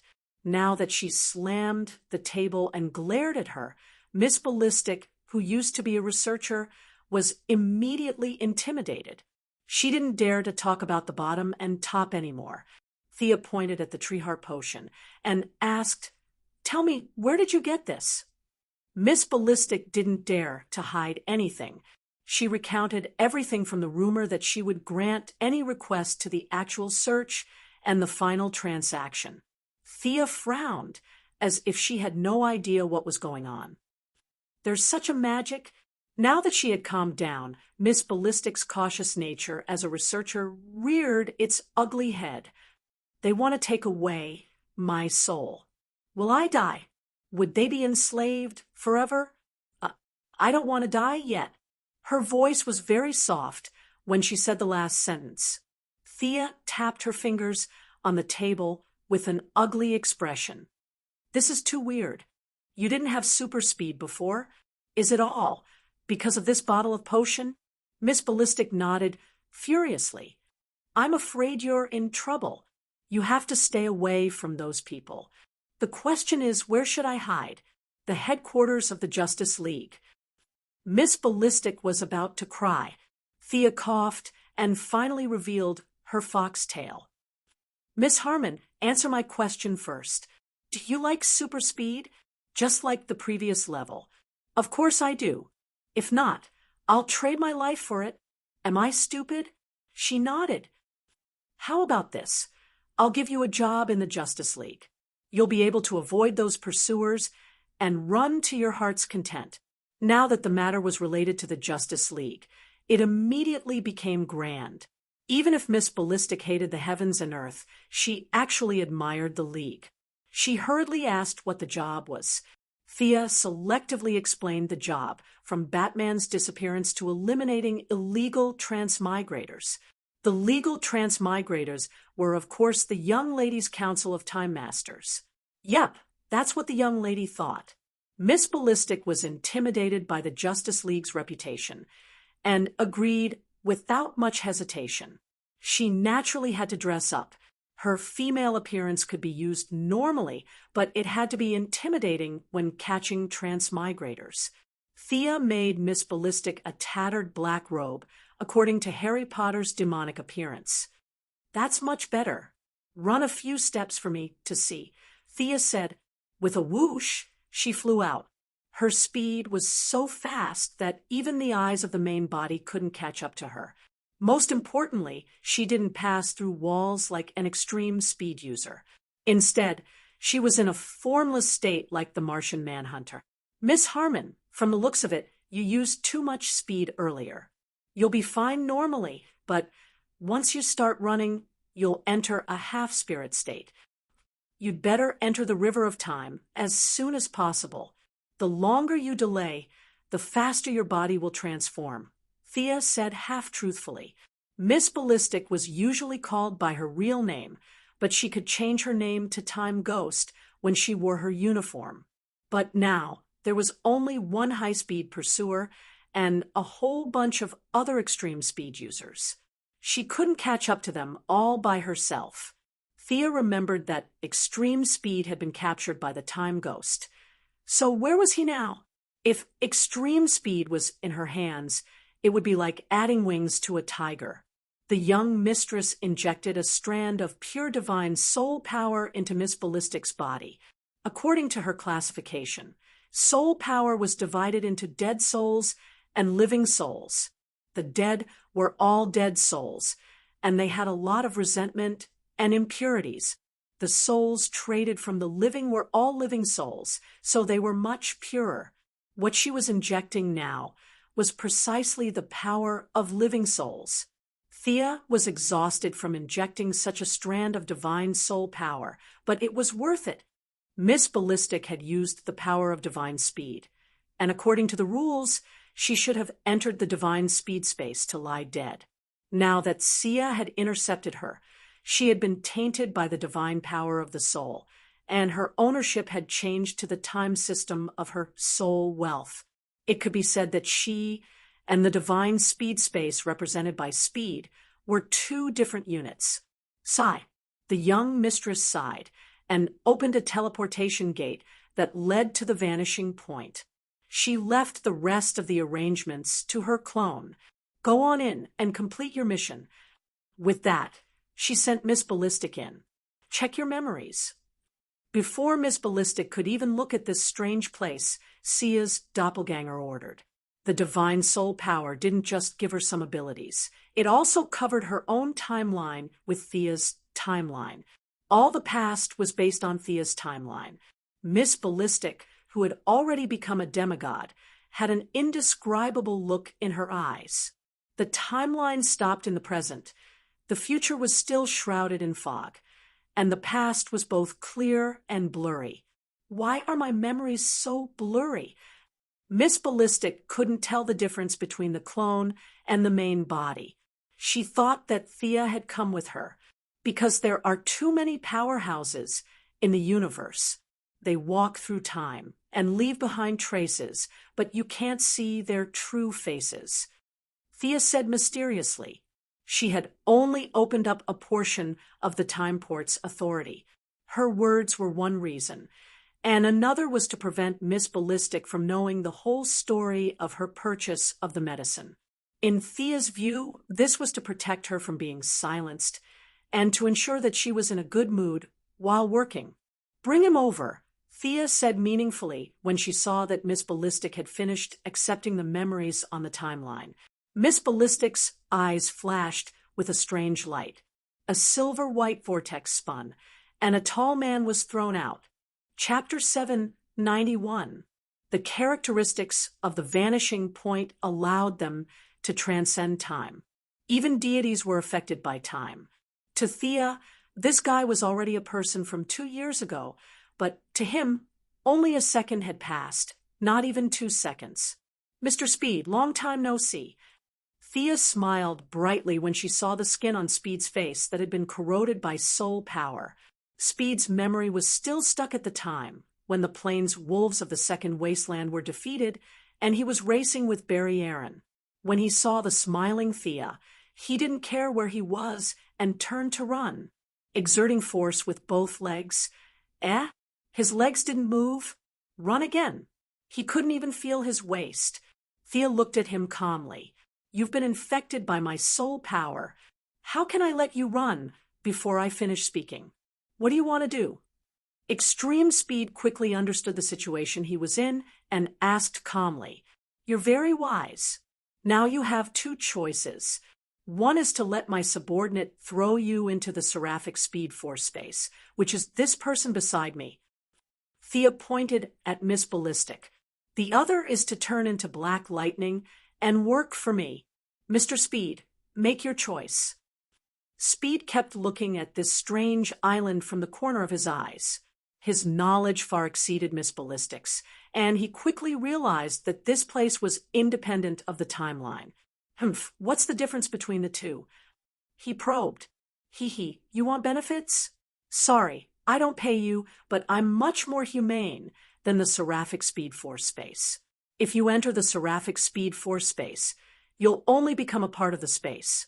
Your past, memories, abilities, and speed will all become nutrients for the space. If you work for me, you'll still be you.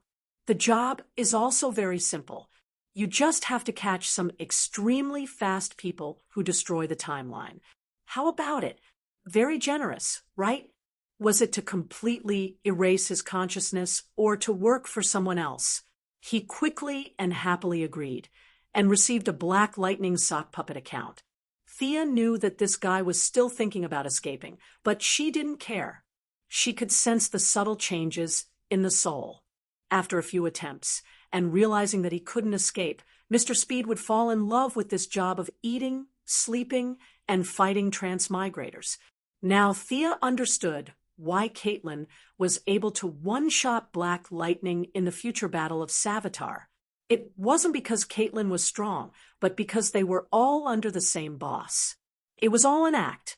Thea was overjoyed that she managed to snatch 2 powerful employees from the space of divine speed.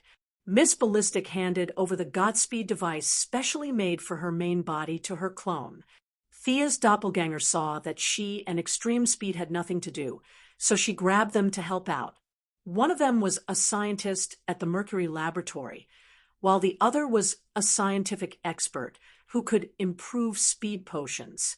The 3 of them were busy for a few days, and the super machine, named Arcane Nuclear I-2, Zero, was finally up and running. The huge changes in the timeline were categorized and marked. The super high computing speed and powerful energy source, as well as the behemoth's special trait of being immersed in the river of time for a long time, finally stopped them from having to search for Batman like headless flies. After Extreme Speed failed to escape several times, he decided to behave for the time being. In order to test the performance of Arcane Nuclear I-2, Zero, 2 powerful fighters were sent out to find transmigrators, and then there was only one word: fight. For a while, a bunch of speed users in the River of Time met with bloody misfortune. Thea sat behind the screen and watched as the 2 of them chased the speed users around like chickens and dogs. From Barry Allen, Don Allen, Bart Allen, Celia Allen, the heroes of the 3 great speed user families, the Allen family, the West family, and the Swan family, were chased to the point of no return. The problem of the speed users randomly crossing timelines was finally solved.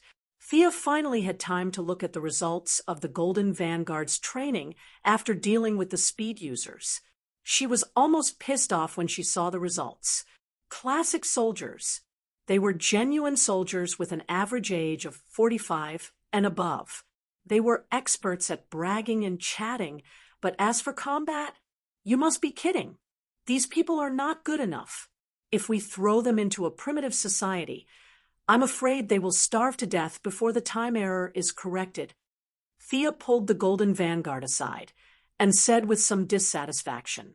The Golden Vanguard was also very distressed.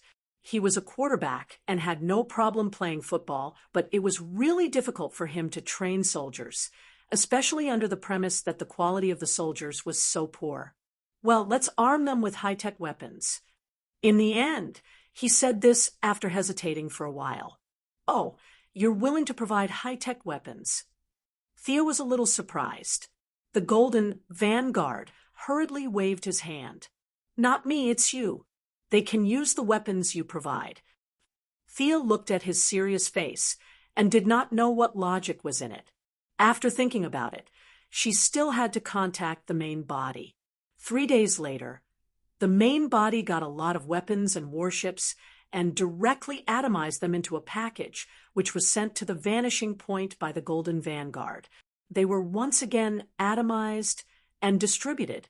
Looking at a group of uncles and aunties holding energy guns and touching the warships, Thea did not know who to complain to.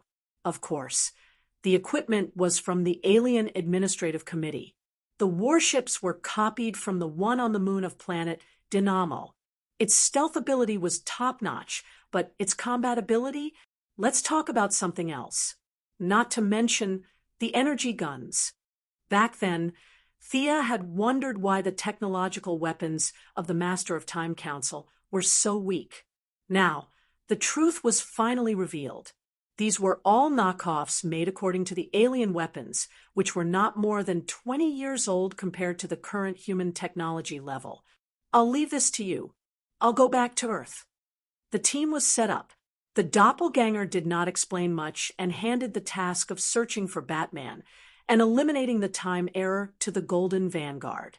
Her spiritual power was divided between two places, and it was too much for her. She had to go back and rest for 2 days. After lying in the White House for 2 days, she was kicked out by Moira, according to her mother. She was so busy that her feet hit the back of her head, but she was sleeping by the side. Just stay where it's cool. Walking alone on the street, Thea was a little distracted. In fact, she still had a lot of things to do, but she did not have the energy to do them. Now, she just wanted to lie down. On the other side of Earth, Diana was working hard to teach her disciple, and Thea did not want to disturb her. The people of the main alliance were either fighting monsters or on the way to fighting monsters. They were all busy. The young lady was sitting on a bench on the side of the road in a daze. While her mind was wandering, she saw a familiar figure walk past her. Kara! The young lady hurriedly grabbed the distracted Supergirl. She was just walking when a living person suddenly jumped out from beside her. The young lady was really shocked, and only when she saw that it was Thea did she breathe a sigh of relief. The young lady, who was also a little unhappy, sat down beside her. Chapter 792. Seeing that Kara had something to say, Thea did not want to sit on the side of the road for onlookers, so she interrupted her. Let's go for a drink. The two women went to the base of the Star City Female Alliance and found a bar under her name. Come on, try this. It's the strong liquor of the Turians. Even a Kryptonian, like you can't stand it. Don't believe me? Try it. Thea put a glass of liquor in front of Kara and motioned her to drink it quickly. Then she quickly told a story. She was going to drink while listening to other people's bad luck. Earth's alcohol was indeed useless to Kryptonians. Kara had secretly drunk it a few times, but it tasted tasteless, and she never drank it again. Now, seeing that Thea wanted to try it, she picked up a glass and poured it down her throat. The golden liquid went down her esophagus and into her stomach. The little girl felt a burning heat rushing from her stomach to her mouth. It's not bad. Kara was a little surprised. This kind of alcohol was very suitable for the Kryptonian's stomach. Thea took out a small, delicate bottle and poured a glass for her. Try this. It's the fine wine of Dionysus. This is the collection of the god of wine. Ordinary people can't drink it. Kara was a bad student. She knew Apollo because she had fought with him twice. She did not know who the god of wine was. Even though she had seen him in the Underworld War, she did not know who he was. But this time, the wine was refreshing, and the aftertaste lingered. Even Kara, who did not know how to taste wine, thought it was good wine. As for what was good about it, she could not tell. Let's continue. There's more here. Thea had collected a lot of good wine in her dimensional ring. The bars here were her private properties. No one dared to stop her from bringing her own wine. After drinking all kinds of fine wines, the Kryptonian's body could not take it anymore. Thea did not drink as fast as Kara. Instead, she drank slowly. After a while, Kara's mood finally recovered. She began to tell her story intermittently. Of course I had to take care of the plane crash, right? After that, we were attacked twice. I didn't know she was from the Luthor family. I don't think the Luthor family is all bad people, right? Clark's a busybody. Burp. Lena's not a bad person. Burp. The little girl was indeed a little drunk. Many things she said were incoherent and messy. However, eldest Mrs. Ability to Understand was amazing. She slowly pieced together the truth. She didn't know if it was because of the black hand in the business war or an accident, but one day, when Lena Luthor was on a plane, the engine stalled and she suddenly fell. Kara, who was passing by, stepped forward and caught the plane. Lena, who was sitting by the window, saw Kara's back as he flew away. Their strange fate began. After that, a bunch of aliens attacked Supergirl, and the battle involved Lena. It was yet another melodramatic experience. The two young ladies worked together to defeat a strong enemy. They went through thick and thin together, and after the battle, they left each other's contact information. In the end, Kara chatted with Lena a few times using her sock puppet account, Supergirl. Kara and Lena, who didn't have many friends of the same age, unexpectedly hit it off. This girl said that she had an evil brother who was under heavy pressure every day. This girl said that she had a cousin who was like an uncle who was restricting her freedom. The two mature and rebellious young ladies started chatting. Lena admired Kara's courage, and Kara envied Lena's wisdom. The two were already very good friends. It was at this time that Superman found out about this matter. Good Samaritan Clark, on the other hand, didn't slam the table and glare at Kara. Instead, he spoke the truth and laid out the truth. He earnestly talked nonsense with Kara for an entire day. In conclusion, there were no good people in the Luthor family. Little Supergirl naturally resisted strongly. In her heart, she was her cousin. How could she be educated by her cousin? Superman's temper was unusually good. What's more, Kara was his only remaining Kryptonian relative. He didn't say anything harsh, but he implied that his son was already 10 years old, and she was only a few years older than him. So, she should listen to him. Kara was very unhappy, but she was amenable to coaxing and not coercion. Superman's gentle words didn't make her refute. She could only run out in a huff and was picked up by Thea, who had nothing to do. Thea considered her words. I've seen Lena. Although she's Luthor's sister, she's not a bad person. You're right. Kara, who was a little drunk, patted Thea's shoulder. She was so strong that an ordinary person would have been killed. From Clark's point of view, there are no good people in the Luthor family. This is too biased. Lena has never done anything bad, and Luthor isn't simply a bad person either.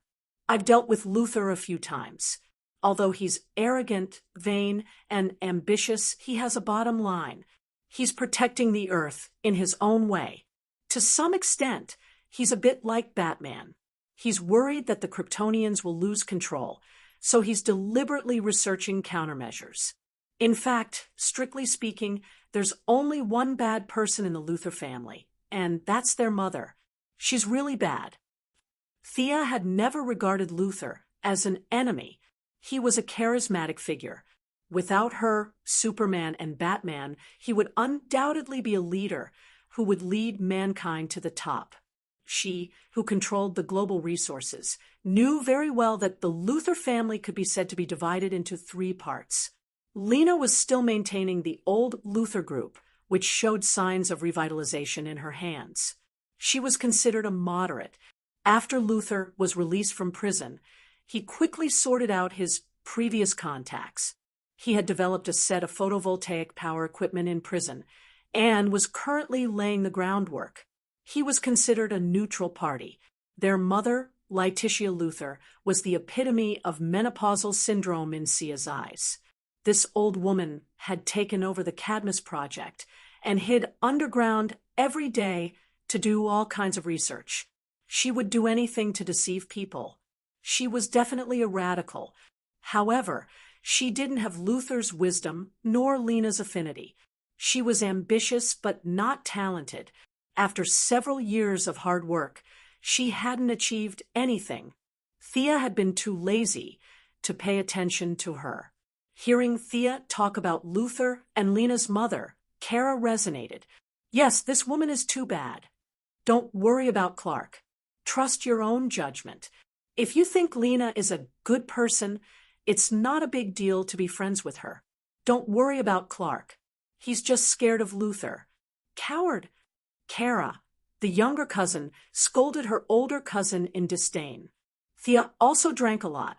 She patted her chest and said, "Be brave. What are you afraid of? Look at me. I'm not afraid at all. If you want to give others courage, you have to give yourself courage first, right?" "Yes. Well said. Let's have another glass." The two drank 2 more glasses in confusion. Thea's so-called fearlessness was more about the strong enemies. She was just using the alcohol to cheer herself up. However, her words had a different meaning in Kara's ears. The little girl had only heard that the enemies were very strong, but she had never seen them. She couldn't understand Thea's cautiousness and bravery. Her little brain automatically thought of love. In her opinion, Sister Thea and Sister Diana were brave to face the strange looks of the world.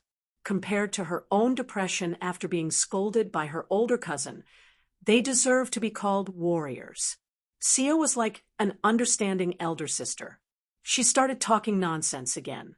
She talked about having to be happy as a person and about trusting one's intuition.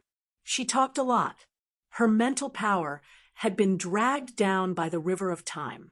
Although her avatar had returned, it was still in a bad state.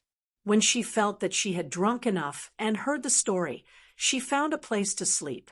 Kara drank 2 more glasses. Seeing that Thea had left, she also walked out dizzily. The Kryptonian's genes were really strong. She almost couldn't recognize the way, but after basking in the sun for a while, she became sober. Supergirl, who was still a little dizzy, changed into a blue bodysuit and a red cloak.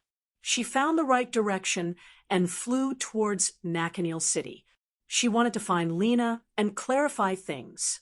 The Iyer family and the Luthor family were not mortal enemies. Even if the Luthor family and Superman were still enemies, it should not affect their friendship. They still wanted to continue being good friends and best friends. Chapter 793. After Lena took over the Luthor group, she wisely moved out of the metropolis in the face of countless criticisms from the citizens of the metropolis. Now, the group had rebuilt the L building in Nakanel City, which was the tallest building in the city. Many people saw her confidence in restoring her reputation. It could be said that the Luthor group had walked out of the haze and recovered some of its vitality. Kara and Thea drank lunch and flew dizzily. When they arrived at Nakanel City, the sunset had already been left behind. The little girl was very calm. She wanted to have a good talk with her good friend. She didn't jump in through the window. She felt that if they were friends, then they should know each other's true identities. There were heroes everywhere. It didn't matter if she had to hide it from ordinary people. Did she need to hide it from her friends? She was going to use her real name to meet Lena. Kara took off her cloak and tights and changed into a plaid shirt, jeans, and large-rimmed glasses. She looked around and saw that no one was paying attention to her. She quickly ran past the front desk, entered the elevator, and went straight to the top floor. She was familiar with the way to the door. Just as she was about to push the door open, she heard a faint quarrel inside. However, the soundproofing effect of the door was too good, so she couldn't hear it clearly. Kara took off her glasses and used her ability to listen to the noise inside. "I won't give you money to do those harmful things. It's a crime. You've turned the reputation I've worked so hard to restore into a joke. I don't want to see you again. Please leave." A young woman's voice sounded. It was loud and powerful, showing the owner's firm belief and unwavering determination. Kara could tell that it was Lena Luthor. "Shut up. The whole Luthor group is mine. You're just the adopted daughter of the Luthor family. If it weren't for Lex's protection, you wouldn't have the right to talk to me like that." An old woman scolded Lena. Lena sneered. "Adopted daughter? Madame Luthor is so kind. Would you adopt a poor child on the street? Do you think I don't know? Lex and I are half-siblings. Adopted daughter? You have the nerve to say that. My mother died without knowing the reason. Don't tell me. You don't know anything. The old woman shouted angrily, You're just a wolf. Go and subdue her. Get her to sign and transfer the funds to the project. Then, there seemed to be fierce resistance from inside. Unfortunately, Lena was just an ordinary person. She might have some self-defense skills, but in the face of the thugs brought by her stepmother, her resistance was extremely weak. However, the goddess of luck was on her side today. She was powerless to resist. There was a fierce woman outside the door, a slightly drunk fierce woman. Kara threw away her glasses and kicked the door open. She then knocked out the stepmother, who was threatening Lena with a gun. She had always disliked this old woman, and now she looked like a bad person. But when dealing with another tall man, Kara was sent flying with a punch. You are... At this time, Kara was not wearing tights or a cape, but she was a Supergirl. Lena quickly confirmed the identity of this reinforcement. Kara gave her a reassuring look and assumed an attacking posture, concentrating on the enemy in front of him. Another Kryptonian? Ha ha. The tall man let go of Lena and looked at Kara gloomily. If Thea was here, she would definitely recognize this guy. This guy used to be Luthor's subordinate, the Metal Man. He once fought to a draw with Red Whirlwind. After the Battle of Doomsday, he joined Luthor's mother. With his ruthless style and metal body, he had been an important fighter in the Cadmus Project. Kara did not know how powerful the enemy was. She only felt that she was very weak now. She thought it was the effect of being drunk, until the enemy tore open his coat and revealed a large green piece of kryptonite on his chest. She knew what the problem was. Lena, run, I'll hold him back. Kara wanted her new friend to run. However, she looked so weak that no matter how he looked at it, he didn't feel at ease. Lena was quite a brave person. She did not abandon her friend and run away alone. Instead, she took out a pistol from under the table and pointed it at the Metal Man. Seeing that she did not run, the Metal Man laughed. He was not good at speed and could not catch two people at the same time. Now, it was convenient. He pounced on Lena, ready to knock out the target of this mission. After that, he would deal with Supergirl, who was dizzy under the radiation of the kryptonite. Bang! Lena's marksmanship was very accurate. She shot the Metal Man in the forehead, but as Luthor's weapon against Superman, how could he be hurt by a gun? The bullet hit the left side of his forehead with a crisp sound of metal hitting metal. It only left a hole in his skin before the bullet fell out. D*MN, bionic skin? Is this the Terminator? Lena's legs went weak when she saw the 2-meter-tall giant pouncing on her. At the critical moment, Kara flew up and kicked the Metal Man's waist. Kryptonite weakened her greatly, so her kick didn't even have 1/10 of her usual strength. Fortunately, Kara's close combat skills were much better than Kara's after being ravaged by Fiora and Alex several times. She used a clever move and borrowed the enemy's strength to kick him down. The Metal Man patted the dust and stood up indifferently. He had a metal skeleton and a kryptonite heart. These were his trump cards. He might be strong against ordinary people, but he could easily crush the Kryptonians. The Metal Man was like a bison, pressing down on the two girls. Lena was stronger than ordinary women, but there was a limit to her strength. The mission to defeat the enemy was still up to Supergirl. Miss Thea had to be mentioned. She had built a red radiation room in the Female Alliance's base. Kara had been dragged in by Thea several times and beaten up by her. Kara was not too disappointed by the sudden loss of her superpower. It could be said that the weakening of the kryptonite did not disintegrate her fighting spirit. Kara tilted her head to avoid the metal man's straight punch. She turned to the side and hit the enemy's elbow joint. Her strength was less than 1/10 of her full strength. But if an ordinary person was hit by this strength, it would be like being hit by a train. A small crack appeared on the metal man's joint. Kara was overjoyed. She could defeat this enemy. Joint techniques were widely used in modern combat. There were many female superheroes who were good at this skill. Be it Alex or Cassandra, the big lowly, they were all very good at it. Kara had been beaten up more times and had slowly learned a few moves. It was just the right time to use it now. She hit the enemy's elbow joint and knee joint continuously. The metal man did not show any weakness. He fought back with his fists and feet. Kara, whose physical fitness had been greatly reduced, vomited blood, but the hard fight had stimulated her fighting spirit. So, what if she had no superpower? She was still a warrior. Lena, who had been in a peaceful situation for a long time, was a little overwhelmed when she saw her friend fighting with her life. Fortunately, she was born in the Luther family, so she was much braver than ordinary women. She slowly calmed down and began to analyze the situation. Calling the police would not work. She could not expose Kara's true identity, and the police would be useless. As for the security guards in her building, they were not in her consideration at all. Who else could she ask for help? The first person Lena thought of was Luther. This brother of hers was good to her, and the metal man was also his creation. Unfortunately, Luther was elusive, and Lena could not contact him at all. Moreover, she could not ask him. Luther and the Kryptonians could talk for 3 days and 3 nights.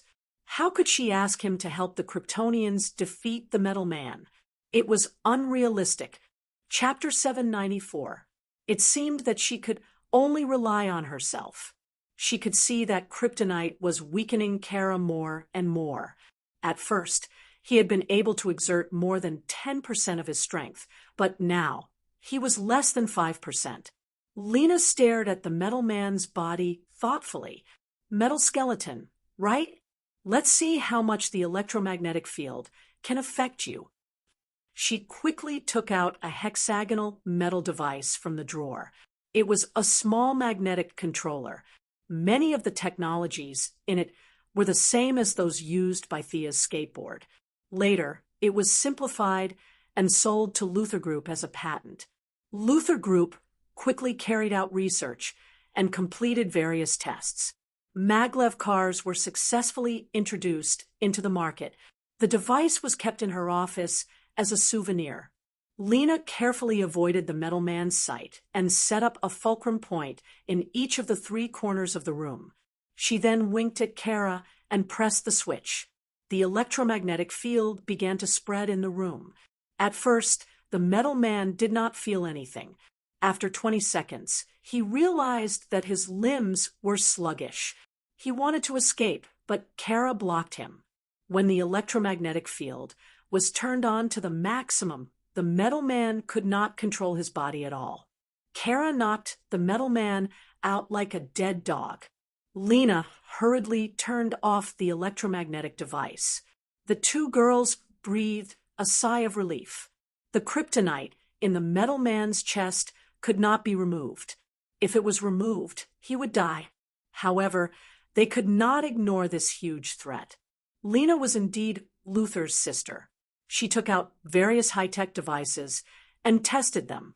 Finally, she covered the metal man's heart with a box made of lead and set a complicated password. If someone tried to crack it by force, the box and the heart would be blown to pieces. Without the influence of the kryptonite, Kara, who was about to collapse, immediately recovered. He called the Martian hunter, who quickly sent a DEO agent to take the metal man away. As for Lena's evil adoptive mother, she was taken away by the police for attempted kidnapping and extortion. Lena knew that her adoptive mother was very powerful and would probably be released in a few days. She just wanted to annoy this old woman. Kara and Lena planned to find a place to have a good chat leaving the warlike office to be cleaned up by the staff tomorrow. Lena had the spirit of making the company her home. She had 2 bedrooms on the same floor as her office. Kara was badly beaten up. The radiation of the kryptonite had disappeared, and his body's self-healing ability began to take effect. Although his head and face were covered in blood, his body had already recovered by more than half. As his sister, Lena had seen many of Luther's experiments and knew a lot about the Kryptonians. She asked Kara to change her clothes. "I'm fine. All right, I'll go wash up." Kara was just about to say that he was fine, but when he turned his head and saw his face in the mirror, which was covered in blood, he hurriedly took back his words. After a simple wash, Carla tied her hair into a bun. Her clothes were all torn, so she could only wear Lena's long dress. She was much taller than Lena. Her long dress was like a short skirt, and her thighs were exposed. "Wow, you're completely fine?" Even though he knew that the Kryptonians had a freakish recovery ability, he was still so surprised that his mouth was wide open. Was he the one who had been beaten to the point of vomiting blood? "Haha, of course, I'm fine." Kara was so happy that he puffed out his chest like a proud peacock. Seeing that the atmosphere was good, Kara began to talk about his purpose of coming here. Hearing that this new friend valued her so much, Lena was very touched. In the business world, where everyone was trying to cheat each other, sincere friendship was simply a luxury to her. She did not expect that she could also receive such a generous gift. "Come on, we're acquaintances now. Let's celebrate." Lena had good taste. Even though it was just a temporary residence, she had a small bar with many world-famous wines on the wine rack. She was going to open a bottle of good wine to celebrate with her new friend. Kara thought of something and rummaged through his clothes. Finally, he took out a small bottle. Shaking it, it seemed that there was still a lot of wine in it. Kara was very happy. "Come and drink this." Lena took the small bottle, which looked only the size of a fist. How much wine could it hold? She was a little bit amused, but she did not say it out loud to save her friend's face. Well, this bottle is very delicate. It looks like a work of art. I got it from Sister Sia's place. I heard someone brewed it." Kara tilted his head and scratched his cheek for a long time. She really could not remember the smelly and long name of Dionysus. She only remembered that the wine was very delicious. Thea said that she would give it to her to drink slowly. At that time, she was dizzy and directly put it in her pocket. She did not expect that the small bottle was still intact. Hearing that it was Thea's, Lena was a little bit moved. Luther and Batman were quite similar in some aspects. Luther had collected a lot of information about Milady. As his sister, Lena also knew a lot of legends about Milady. Soon, she discovered the magic of the small bottle. After filling 2 glasses and shaking the bottle, the wine was still in the bottle. Even the weight of the bottle did not change. "Drink it, drink it." As a poor student, Kara did not care about the weight of the bottle or the scientific problems involved. She just wanted to let her new friend taste the wine. Lena also put down her doubts about the wine bottle. She didn't try to be mysterious. Instead, she took a look at the golden liquid and drank it slowly. "Well, it's delicious." The mellow liquid slid across the tip of her tongue.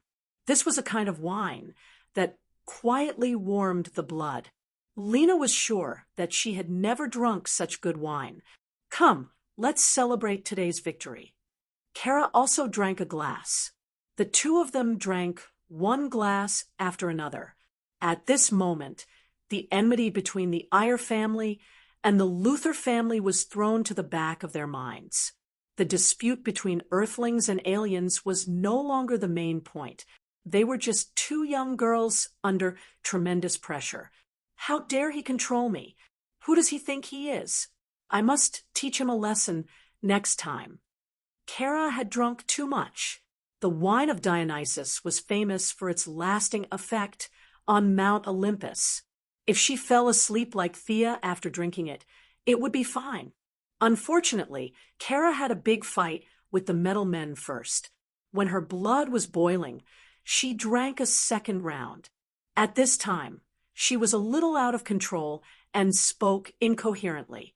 Fortunately, she remembered that she could not expose Superman's name, so she referred to him as him. Compared to Kara's strong body, Dionysus's wine was even more unbearable for ordinary people like Lena.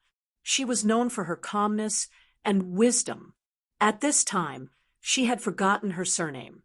Hearing Kara's self-righteous words, she echoed loudly, "Yes, they are a bunch of nosy people. We are good friends. Bert, don't worry about them." After saying that, she put her arms around Kara's neck drunkenly. "Supergirl, tell me the truth. Do you have a boyfriend?" Kara drank another glass irritably. "There are too many people who care about me. The boys in school are so tacky. They only care about appearance." "Have you ever kissed?" Lena whispered in Kara's ear like a demon. "No, have you?" Carla answered honestly. "Neither have I. Do you want to try? Try or not?" After all, Kara had a strong body. In fact, there was still a trace of sobriety in her heart. Lena's words made her hesitate a little, but when she thought of the courage that Thea had talked about, she finally decided to try. Lena was a trustworthy friend. It would not kill her to give it a try anyway. The two women were self-taught. They tilted their necks and smelled each other's breath. For a moment, they were a little intoxicated. 500 words are omitted here. Chapter 795. The sun shone through the thick curtains and shone into the room. Kara, who was a little dizzy, finally woke up. She had never experienced a hangover before, but she felt uncomfortable. Did she catch a cold? She had never been sick, and she had only seen people on Earth fall sick. She thought that she must be sick. Kara was about to touch her forehead, but she didn't expect to touch a smooth body. She looked to her side mechanically. Lena? Why is she here? The fearless Supergirl was so scared that she almost screamed. She quickly covered her mouth with her other hand and shrank back into the bed like a quail. She looked at the ceiling with her big bright eyes, and she couldn't calm down. What happened yesterday? She was confused. After a long time, she recalled the part where they fought the metal men and drank together. What did I do after that?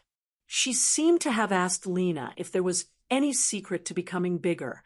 Lena said to just rub it. Kara didn't know if she did or not. Her memory was fragmented. She only saw the two of them naked now. What happened after that must have been a combination of theory and reality. God, how did it become like this? Kara used her superpower to the extreme in an instant. She saw the moon with her supervision. Very good. No one was paying attention to her. She listened with her super hearing. No one was talking about her. Thank goodness. She turned around and saw that Lena hadn't woken up yet. She quickly got down and picked up the clothes on the ground. She didn't care if they were hers. She put them on and flew out. As soon as she left, Lena sat up. Lena had already woken up. After all, she was an Earthling. She had to socialize in the business field. She was more resistant to alcohol, and she didn't drink much. It was just that she didn't know how to deal with this matter. Her best friend and best friend seemed to have become even more close now. She, who had always prided herself on her intelligence, wasn't much better than Kara. Both of them had chosen to be an ostrich. It was a little cold in the morning, but Kara couldn't care less.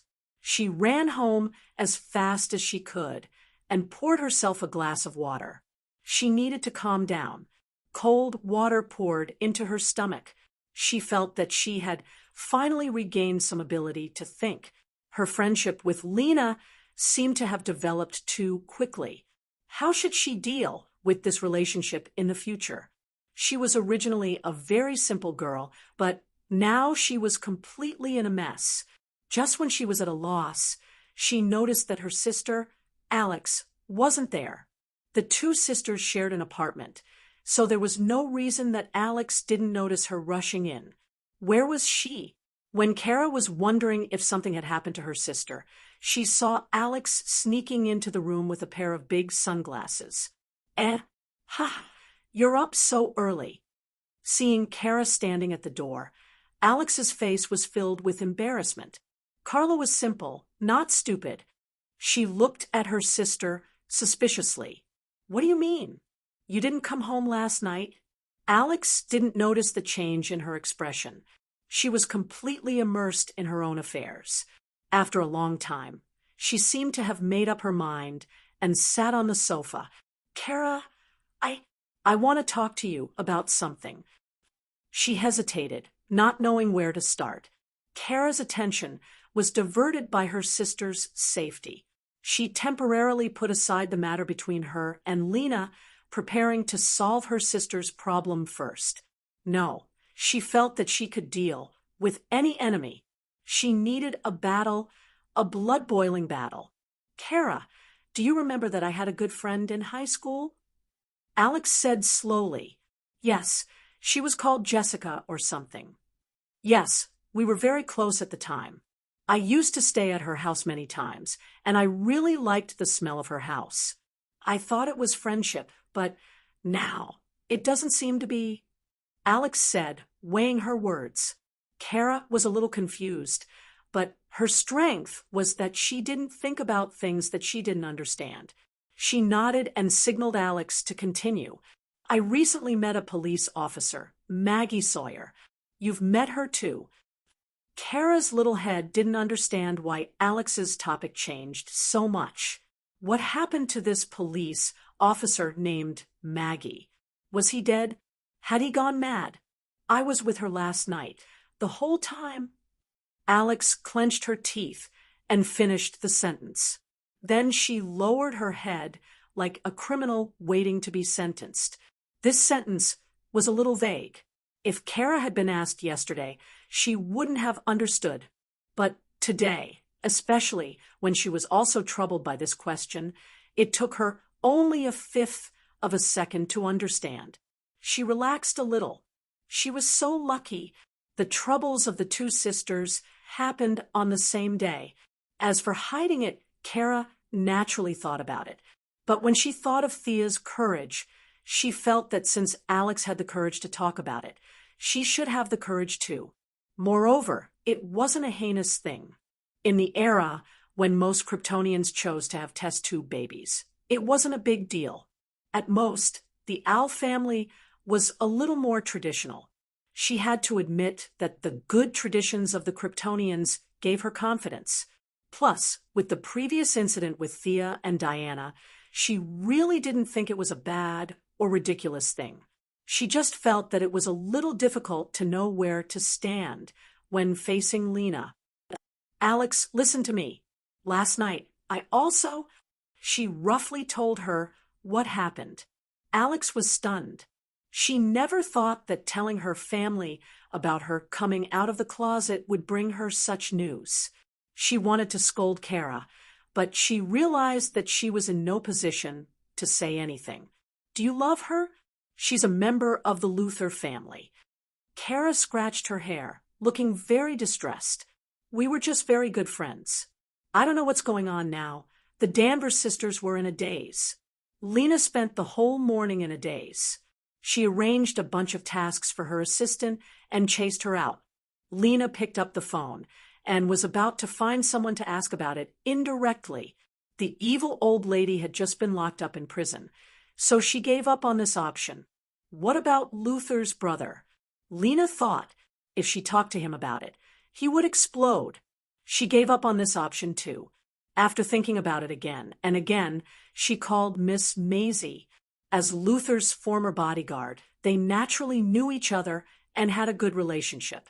For a while, she even thought that Miss Maisie would marry Luthor's brother and become her sister-in-law. After rambling for a long time, when she seemed to be chatting casually about women, something unexpected happened. The secretary was full of praise. Generally speaking, it was very good, and indescribably happy. Lena hung up the phone, dumbfounded.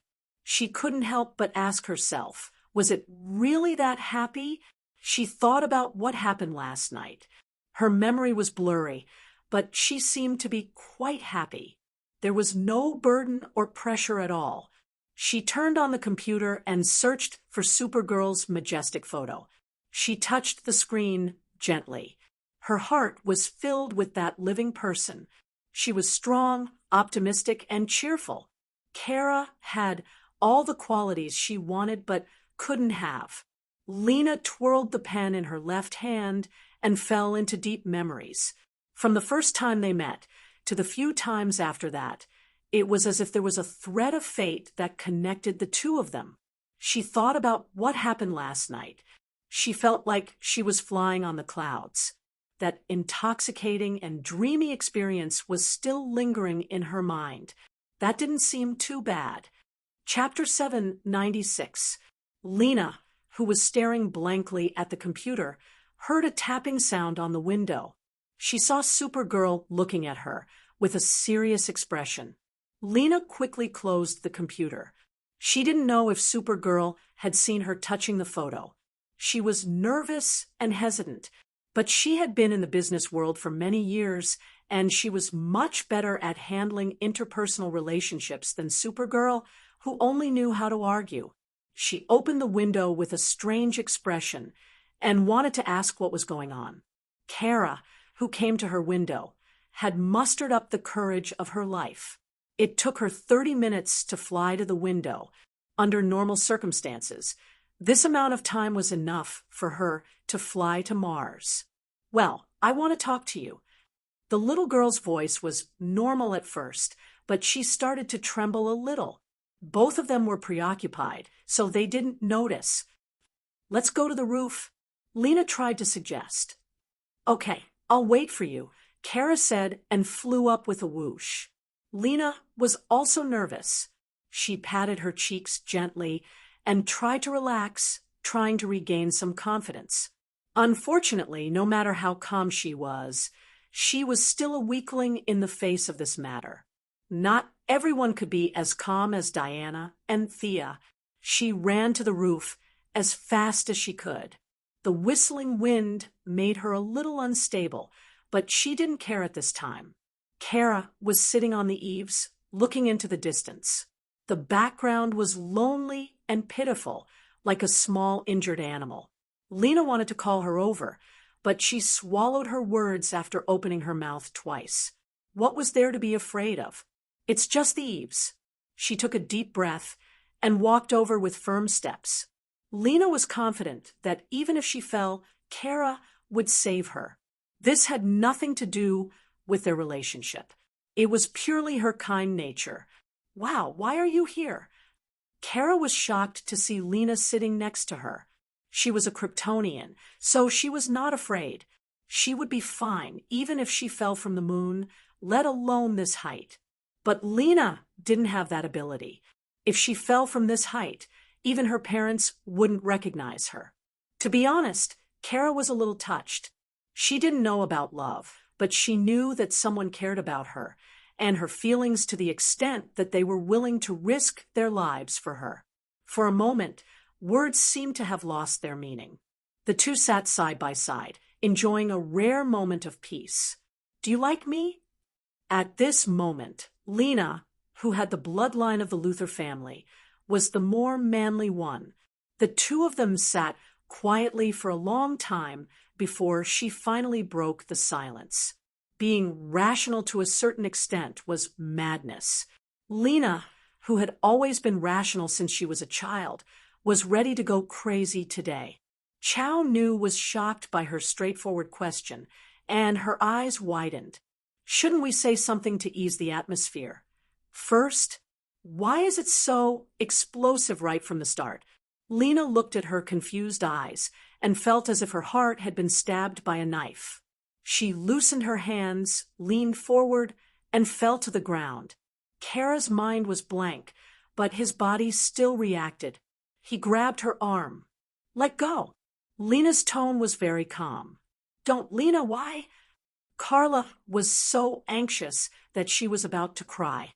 It was as if she was the one hovering in the air and Lena was the one saving her. Her mind was filled with helplessness and panic. All she could think about was Sister Thea, Sister Diana, or Uncle Martian Hunter coming to save her. "Do you care about me?" "Nonsense. Come and hug me." Not on the ground, but in the air, Lena ordered domineeringly. Kara hugged her waist mechanically, afraid that she would fall. The two of them floated in the air together. It was already working hours. The pedestrians on the street noticed them. Some took pictures with their phones, some called the police, and most of them were discussing. However, they were too far and too high to see clearly. "Are you willing to be with me?"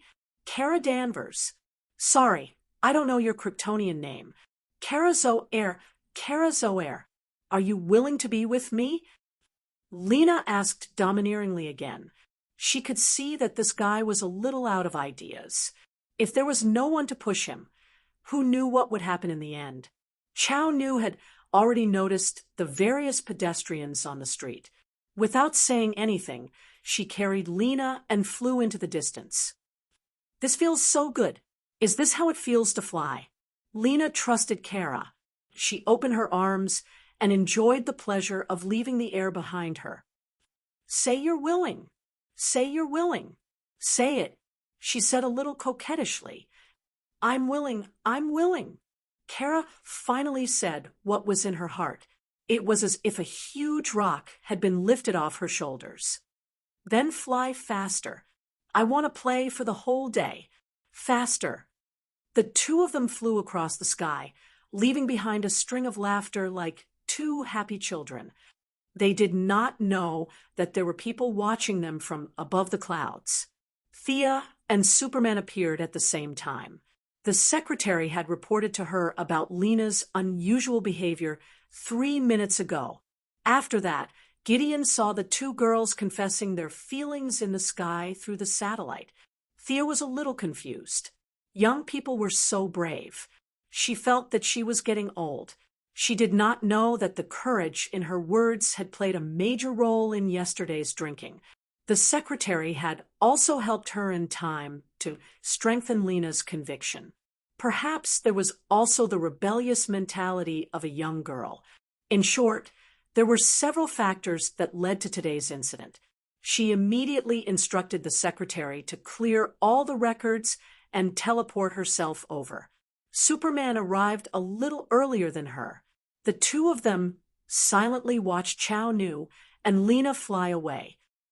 Lena is not a bad person. Kara should have her own happiness. Hee, you're very open-minded. Superman smiled bitterly. What else could he do if he was not open-minded? The two of them waved and left. Thea was more experienced than Superman. She could see that Kara had admitted to 90%, but still had some misgivings in her heart. As her sister, she felt that it was her duty to help her strengthen her conviction and go further on this path. The Daxam in the original space-time looked ugly and was obviously not a good match for Kara. However, she still needed to think about how to proceed. When she returned to the office, the secretary gave her another piece of news. Kara's sister, Alex, was with a woman named Maggie Sawyer last night. You have a good relationship with Lena.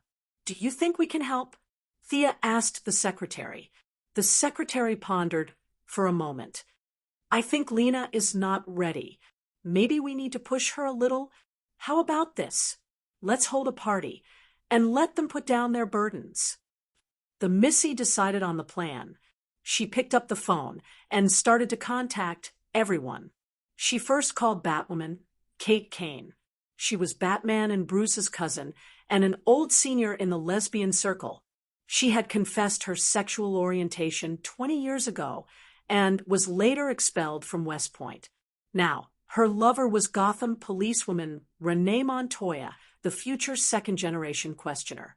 The two of them were only acquaintances, but when she heard Thea's purpose, Batwoman agreed without hesitation and prepared to use her villa as a meeting place. Thea contacted a few more people and prepared to hold a small party.